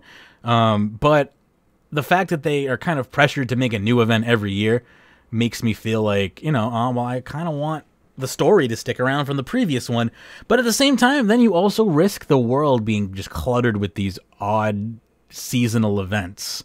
So yeah, I'm looking at both sides here, and as much as I kind of want it to stay permanent in game, I can see it becoming a problem if that becomes the trend. So I'm kind of changing my opinion live here as we speak. I haven't voted in this poll though. I think like there's sometimes when it works. Like obviously, like Broken Home is an example of when it works. But Broken Home was, you know, from the ground up designed to be a permanent Halloween event, right? Like that's whereas like this current one is like something that like after it's kind of an afterthought. We're like, maybe we should leave this in game. I think to me that makes it a bit different too. Fair. Any final thoughts on holiday events or anything else we've discussed in this document, or should we continue to move along here? Just one thing, I have not been able to confirm the old mechanic in dungeoneering about destroying a chaotic. You know what that means? All I know is it used to be able to do it. Well, I think since you're the one who said it, since you're the one who said it, you should test it live in game right now. Go destroy one of your chaotics. That's what I was doing. I did buy a chaotic long bow. No, long sword. Sorry, what am I saying? Long bow for? Chaotic long. It's 3:30. Did you destroy your brain? Yeah, I know it's fair. I'm going to bed in a few minutes anyway. So, that's fair. I bought a chaotic long sword. Mm-hmm. I had it charged up to 100%, and then I destroyed it. So it gave me 4 shifting components, but I'm not sure about the tokens though. So you disassembled it then, not destroyed it. Yes. If you disassemble it, you're not going to get any tokens. You're going to get invention stuff. Oh, so there's your problem. Let me try. All right, I'll try this one more time. Right, you don't have to. I'm going to go live on. I feel bad. Picking DX waste all of his tokens. No. I still got about 600,000 tokens left anyway. Okay. Good thing there's not an update coming. Yeah. Something that you might want, you know, like a permanent gold accumulator or anything. Well, I wouldn't get it anyway. You know, I'm the kind of person that just randomly picks up gold anyway. That's how I managed to become a millionaire in game. Fair. All right, I'll do this one more time. I just gotta get my, what do you call it ready? My authenticator. All right, just a reminder also, you got to use your ghost weave before it disappears from the game on the 13th of November. I have. All right, let me try this one more time. 170. Drum roll, please. Okay. My voice. All right, let me get a chaotic. I'll get another chaotic log sword just for shits and giggles. Okay. Go for it. Because I'm not the kind of person that's gonna get the gold accumulator anyway. It'll be a while before I get it anyway. It will be now. It will. Yeah, it will be a while now. Yeah. All right. Okay, we'll do that. I got all the tokens I needed thanks to the charity event on those boxes. Holy crap! Did those give a lot of dungeoneering tokens? Okay, here we go. I've got it right now. All right, this is me about to destroy the object. You will need to buy another one from the reward trader at Damonheim. Destroying this item will refund 50% of the token price. There you go. So I knew I was onto something, but I did it the wrong way around the first go around. So I just got 100,000 tokens back. Cool. Okay. That's good to know. Appreciate that. All right, guys. It's about 3:30 in the morning, and the chances are in about 3 hours, my niece is going to come running up the stairs. She's less than 2 years old. She'll probably wake me up anyway. So I'm going to get to bed. You guys take it easy and enjoy the rest of the show. Thank you for stopping by. And not a problem, you fellas. Take it easy. I'm going to try to not choke on my throat for the rest of this show here. We can move along here. We have 4 topics to go, I think. Hopefully I don't even know if we're going to make it to the last topic because it's really wordy and my throat's killing me. And it's also been discussed in a previous show. It's just this the last post is from Shane, the RSB&B host. And RRman was bringing it up. And it's well written, but it's also... What's it about? It's on the reality of microtransactions, according to RSB&B's host. And... because of the intellectual nature of his show, I was going to play it, but it's also really long and my throat hurts really bad, and we also spent 2 hours talking about that already. So we'll see. We'll see. Also, we have the same 2 people you've already heard from talking about microtransactions, so it's like, it's just going to be a rehash of literally the last show that we did on microtransactions, so kind of pointless, maybe. Anyway, we got some drop rates here. Including Virago, Corporeal Beast, Giant Mole, and King Black Dragon. When Virago is killed, up to 5 players are eligible to receive loot, but only 1 person can obtain a rare item. Each person eligible for loot, they have a 4 in 5 chance to obtain 2 Tectonic Energies, or 4/5 chance, or whatever. 1 in 200 chance to obtain a Seismic Wand or Seismic Singularity in normal mode. 1 in 100 chance to obtain either a Seismic Wand or Singularity in hard mode. If you are fighting Corporeal Beast, this is a simple drop table, nothing really complicated here. 1 in 512 chance to roll on to the Sigil drop table. 3 in 512 chance to obtain a Holy Elixir. 8 in 512 chance to obtain a Spirit Shield. If you roll on the Sigil drop table, then it is a 1 in 5 chance for a Divine, 1 in 5 chance for an Elysian, 1 in 5 for an Arcane, and a 2 in 5 for a Spectral. The Giant Mole... regardless of difficulty, the Giant Mole has a 1 in 10 chance to rare on its rare drop table. However, whether you're fighting it in hard mode or in a free-to-play world determines what rare loot you might get. Normal rare table for members is a 1 in 52 chance for a Dragon 2-hander, 5 in 52 chance for a Clingy Mole, 46 in 52 chance at 3 to 6 Numbing Roots. Normal rare drop table for free-to-play is 5 to 52 chance at a Clingy Mole, and 47 in 52 for 2 to 6 Numbing Roots. Hard mode rare table for members is 2 in 52 chance for a Dragon 2-hander, 10 in 52 chance for a Clingy Mole, 10 in 52 chance for 8 to 12 Numbing Roots, 30 in 52 chance at 1 dose of Ultra Growth Potion. Hard mode rare drop table includes a 5 in 52 chance at 2 Clingy Moles and a 47 in 52 chance at 8 to 12 Numbing Roots. And the King Black Dragon here, there's a base chance of a 1 in 1,000 for a Last Rider's book, but that has bad luck protection on it, meaning that every kill where you don't receive one reduces this number by 1. So for example, if I have 560 KBD kills but no book, my chance is now 1 in 440. This continues all the way up until 1,000 kills, where your 1,000 kills, you have a guaranteed drop for the book. You also have a 10 in 1280 chance for a KBD trophy head, a 1 in 500 chance to roll on a unique table where both Dragon Ornament kits and Dragon Rider boots and gloves all have a chance to drop equally. Remember when trophy heads were cool? Yeah. Wish they'd do something with those again. Like I get them way more often than like 10 in 1280, it feels like.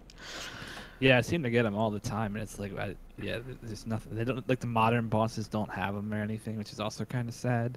Cause yeah, it'd probably still be kind of cool if you could get like a Rax one or a Virago one.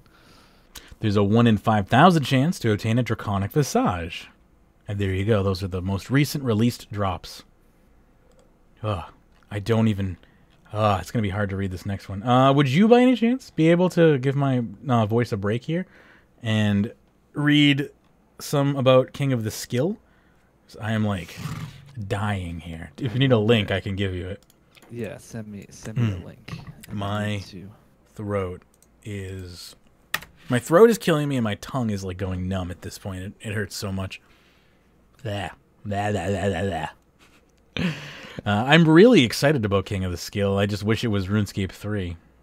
Staring at that. I'm giving up time on my Berserker aura for you. That's how much I love you. Oh, I feel bad now. It's okay. I actually just discovered, completely off topic, but I've been like trying to farm Malevolent because my set like just ran out last night, and I was looking through my bank, and I apparently bought a set before I quit the game for like 2 months, and it was just sitting there staring at me the whole time. I didn't see it, and I was like, oh my god, yay!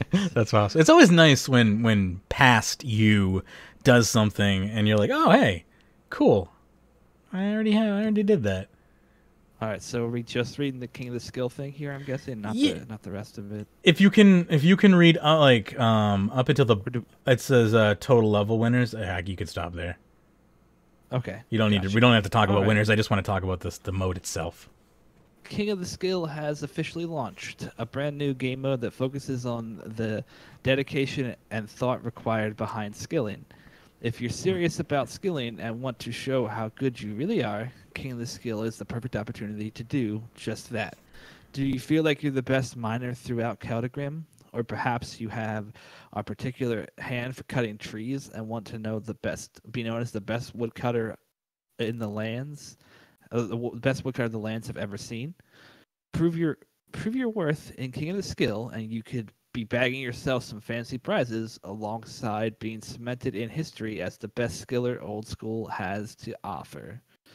You will find 6 brand new worlds live, which will allow any active member account to log in. Once you've logged in, you'll find yourself starting back at the very familiar tutorial island, and your journey begins. Our intention is to keep King of the Skill as close to the core game experience as possible, meaning your decision making throughout this competition will be key. That being said, whilst the King of the Skill worlds will act like normal servers for the most part, there are some notable changes. All accounts are RRman, by the way. Be aware that anyone using multiple RRmen to increase XP rates or benefit from another account will be disqualified. There is no grand exchange. There is a 10 times XP for all XP rates, including XP lamps and quest rewards. You will only be able to log into these worlds for a maximum of 24 hours gameplay during the month of November. You will see a counter on the screen displaying how much of the 24 hours you have remaining. Skippy will allow players to skip Tutorial Island. Thank God. At the end of November, we'll be awarding top players in the competition with various prizes. There are rewards for players with the highest skill total overall, and even for each individual. I love the fact that there's rewards, not only just for being like total level best, but like if you're really good at woodcutting and like that's all you want to do, like there's a prize there for you to compete there. Like I love this game mode idea so much. And though it's not happening in RuneScape 3, I wanted to cover it just because, like, this is a great idea. This is this type of, like, this is a competition I can get behind right here. And How'd you do it? Because I don't know anything about old school RuneScape, and I'd probably get crushed, I assume. Well, I mean, you're going to get crushed no matter what, because people who do this are going to be tick abusing. So, like... Maybe I'll tick abuse. I don't know. I don't know what that is. Tick skill. I mean, I don't know if it doesn't really affect every skill, but like like fletching. Is that what you mean? There's like 4 tick cooking and shit like that, or I don't know. I don't fully understand it, but like people, especially if people are still using like whatever the thing that lets you use essentially macros to move your mouse around the screen. Which should be bannable if you ask me, but. I mean, it is, but there's still that Windows one that's allowed that you can do the same shit with. So mouse keys. Yeah, mouse keys. So there's all those potential issues. So I don't think that you would get number 1 no matter what. No, I'd probably not. But I'd have fun at least. You could get in the top 10. Maybe, you never know. I mean, it would just be something like it just appeals to me. Like it just appeals to my playstyle, and I would love to see something like this in the main game. Oh yeah, I love this. This is a great idea. I'm a bit frustrated with how nice the rewards are in some ways. I mean, I guess the people who win Dimension of the Damned are getting trips to Jagex, so it's a bit better. But like, they're giving a bunch of people out here Premier Club, but even like the winner of Dimension of the Damned doesn't get Premier Club; they just get regular membership. You know? Yeah, that's fair. It seems But, like old school RuneScape does get better number one winner of prizes. this gets limited edition old school gaming PC, signed That's and pretty framed crazy. old school artwork, and lifetime Premier Club gold package on the account of your choice. If so, they're making a gaming PC for you to play old school RuneScape. Does that mean it has like a Core 2 Duo Pentium 4. processor in it? Oh, it's Core 2 Duo. That's way too high. What are you talking about? I thought that's funny. It's like, get a gaming PC for old school RuneScape, and I'm like, okay, so that thing's running like a 9800 XT graphics card. Like, what is? I know it's a good No joke. video Good card. joke. Are you kidding? It's integrated graphics only. That's true. It's Pentium 4. It's got some sweet LEDs though. Definitely, it's got more LEDs. Like, there's more circuitry for the LEDs than there are on the CPU. All right, so there you go. If you're interested in old school RuneScape, or you're interested in skilling and you can get past the fact that maybe you don't know what you're doing in old school RuneScape, that could still be fun. I'm not going to participate because I just want it to be in RuneScape 3, and this is my way of complaining about it, I suppose. But that's okay. I think you can stare at the black box that is the sky in old school. It's weird how my mind has like totally forgotten that, but every time I play old school, I'm like, holy shit, the sky is just a black box. It's just a void, yeah. Yeah, it's kinda so weird. weird now to look at, but it's like this is the game I used to play all the time. It's funny because like I still go back and play RuneScape Classic sometimes, and I use that modified client that like allows you to go to full screen, and it's just like, yeah, it's like mostly just this dark void. It's crazy. Anyway, I think we'll skip unless you want me to read the reality of microtransactions post. I'll skip it. Yeah, I imagine. I mean, we did like you said, we did a 2-hour show on it. We probably covered very similar things, or our opinions on the same things. So I don't think it's really worth the time for us. Yeah. So if there were more people here, I'd go into it, but there isn't, so we won't. Exactly. So this we will go into, though. This is a potential price manipulation. It seems pretty manipulative to me, and I wanted to cover it so no one gets caught up in this, hopefully, but also you get a little glimpse of what price manipulation looks like if you've never seen it before. So this is posted by Big Sheep on the official RuneScape forums, and it says, it's titled The Truth About Zombie Walk. Even got a nice clickbait title right there for you. And it says, the infamous walk override is one of the few items to see such growth in a relatively short time. Inside just 12 months of release, it has increased in value by over 4,000%. To make things more interesting, we can tell the trade volume is severely low, and at the very least extremely less than Jagex expected. We can see this from the GE graph. It has not updated on its own since the manual change to about 260 mil. So what we have here is an item that has increased by 4,000% in 12 months, another 12 months before a possible return, and it is consumable with regular player base eating away at the finite supply. So this is based off of literally no information whatsoever. And Yeah. I mean, like, this post itself could be price manipulation, let's be honest. I mean, I honestly think it is. I think that is the goal. So this has there's a mod balance reply to the Reddit equivalent of this, who says about this is in direct response to this post, who says, "No, there are lies on both sides for sure. There are people spreading misinformation to either make themselves very rich or to cause the price to crash. Yeah. I haven't got the stats in front of me, so I may be wrong here, but either way, they seem like a very lousy investment to me at the current price and volatility. Especially as the price is artificially inflated right now. There's very few people trading because there's an inflated price. There aren't likely to be many circulating in the GE, but realistically, they're being deliberately pumped at the moment. Trade with caution and only pay what you think an item is worth. Speculating on something like this is a dangerous game." What's also like, I mean, this item is limited supply as well. Like, It definitely is. this item, when it was in the game, was extremely hard to get. It was like a treasure hunter, well, the highest tier treasure hunter I think you had to get it on to actually get it. You could unlock it yourself by doing the card event, right? But to actually like get the tradable token, you had to gamble for a treasure hunter. So that, like, there's not going to be very many of these in game. So it's not a surprise to me that it's being manipulated. I mean, we see the same thing with like party hats and such. Like this is in no way, shape, or form like special to this item. But like we said, like the person who wrote this post could just be wanting the item to crash because they, merchers like to fuck each other over. Like it's just kind of a part of merching, or they have like. They want money to be invested in some other place, so they're trying to crash the item. Or they want to crash the item and then buy a bunch of it and raise the price again. You never really know what people's motivation are behind posts like this, unfortunately. Definitely. Nothing good. That's immediately what my brain goes to is no matter what is posted, it's the intention can't be anything good here. Whether it's to crash or to inflate, I think there's malintent behind this post, and I don't think you should believe the hype of some random post you read on the forums. I think Balance handled that quite well as far as there are lies on both sides, and it's probably not a good idea to just randomly merching is a dangerous game, let's be honest, all right? And if you're gonna feed into that, you're rolling the dice for sure. But I recommend not, because this item, though it is increased in price now, there's a very good chance that it will come out again next year. I mean, and another reason that it is up in price right now is because it didn't come out for Halloween. Yeah. Well, not just that. Yeah, it's Halloween. It's also the first. That's why Santas go up during Christmas time, Well, but Santas don't go up during Christmas. It's actually different. They actually crash. I refuse to believe that, but you're probably right.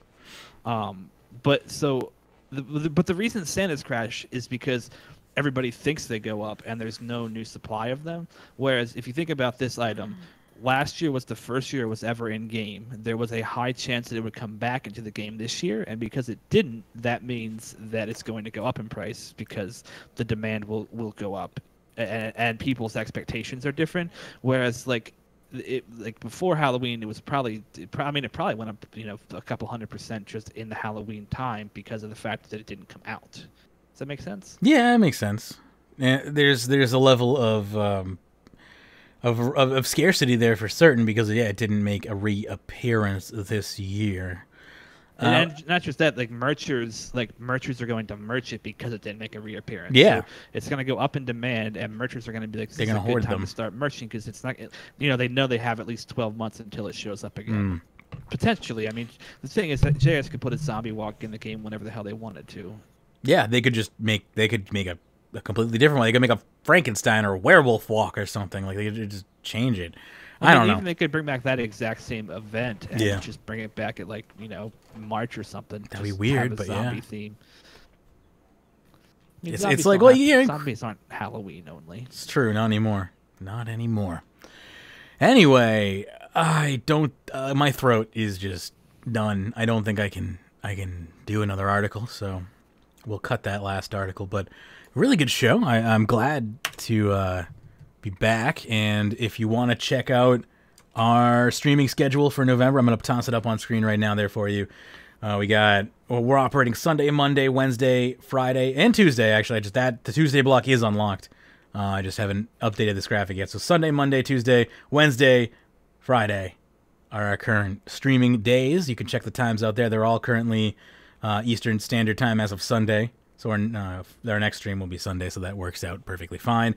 And we'll be live for the Skill and Chill next on Sunday, and follow that up with Escape Shots on Monday, Retro Block on Tuesday, Magebit Mega Show Wednesday. If we get 25 Twitch subscribers, we'll unlock the Thursday block, and on Friday we have this show right here.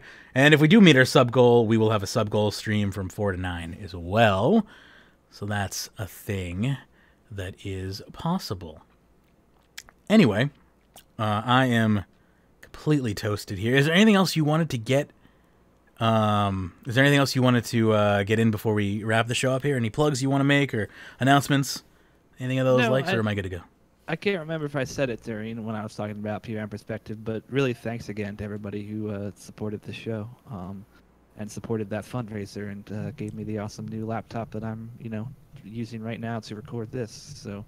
Yeah, it's much appreciated, everyone's support and all the feedback we've gotten for that. Yeah, I'm very much looking forward to the next episode of PvM Perspective. I'm glad it's gotten as much praise as it has, and looking forward to that becoming its own thing on a bi-regular basis or whatever is the plan. So good stuff. I don't really want to go into details, but my life has been hectic as hell, as Magebit can attest to. So that's part of why things have kind of slowed down. But yeah, we will hopefully be back to a more regular schedule in the next month or so here, and then hopefully we can stick to it once my life has calmed down a little bit. Yep. So that's really good, and hopefully everything smooths out for you. And RuneScape Weekly podcast also back. That is our set schedule for November, and that will be probably what we'll see in December as well from us. But I may tweak it slightly. We'll see how this month goes. In the meantime, though, you can find us on social media. We have a Facebook page for you, facebook.com/rsweekly. Twitter for you as well, @rsweekly. Get our updates on when we go live and all that fun stuff. We got a Discord for you as well. You can get unfiltered access to my brain, which is maybe not a good thing, but discord.runeweek.com. You can chat with us at all hours of the day. And if you can, please take the time to rate us and review us on iTunes or whatever podcast aggregator you use to obtain the show. If you're watching this via Twitch, don't forget to follow. And if you're watching this VOD on YouTube, don't forget to like the video and subscribe to the channel for more if you're interested. And of course, you can join us in-game. We got a clan chat, Kill, Skill, and Chill. That's Kill, Skill, the letter N, Chill. Or clan.runeweek.com if you want to see our Rune Clan ranking. We have an ongoing clan capping competition. It's an opt-in competition. So if you are in the clan and you want to be a part of that, make sure you alert me, because it's a short list of people who are accounts that I have to go through and actually manually check contribution, which is annoying because we have no good clan system for that in game. So make sure you opt into that if you're interested in doing so. If you want, you can also help us out. We have Patreon available for you, patreon.com/RuneScape. Once this show goes live, there will be a pre-show that we did prior to the show going live that will be available on Patreon. For pledges of all levels, you can check that out, patreon.com/RuneScape, if you're interested in supporting what we do here. That's the best way to do it. Got a one-time PayPal donation page as well if you want to just do a one-time donation with no perks attached or anything like that. paypal.me/RSW. That's available for you as well, and we appreciate that.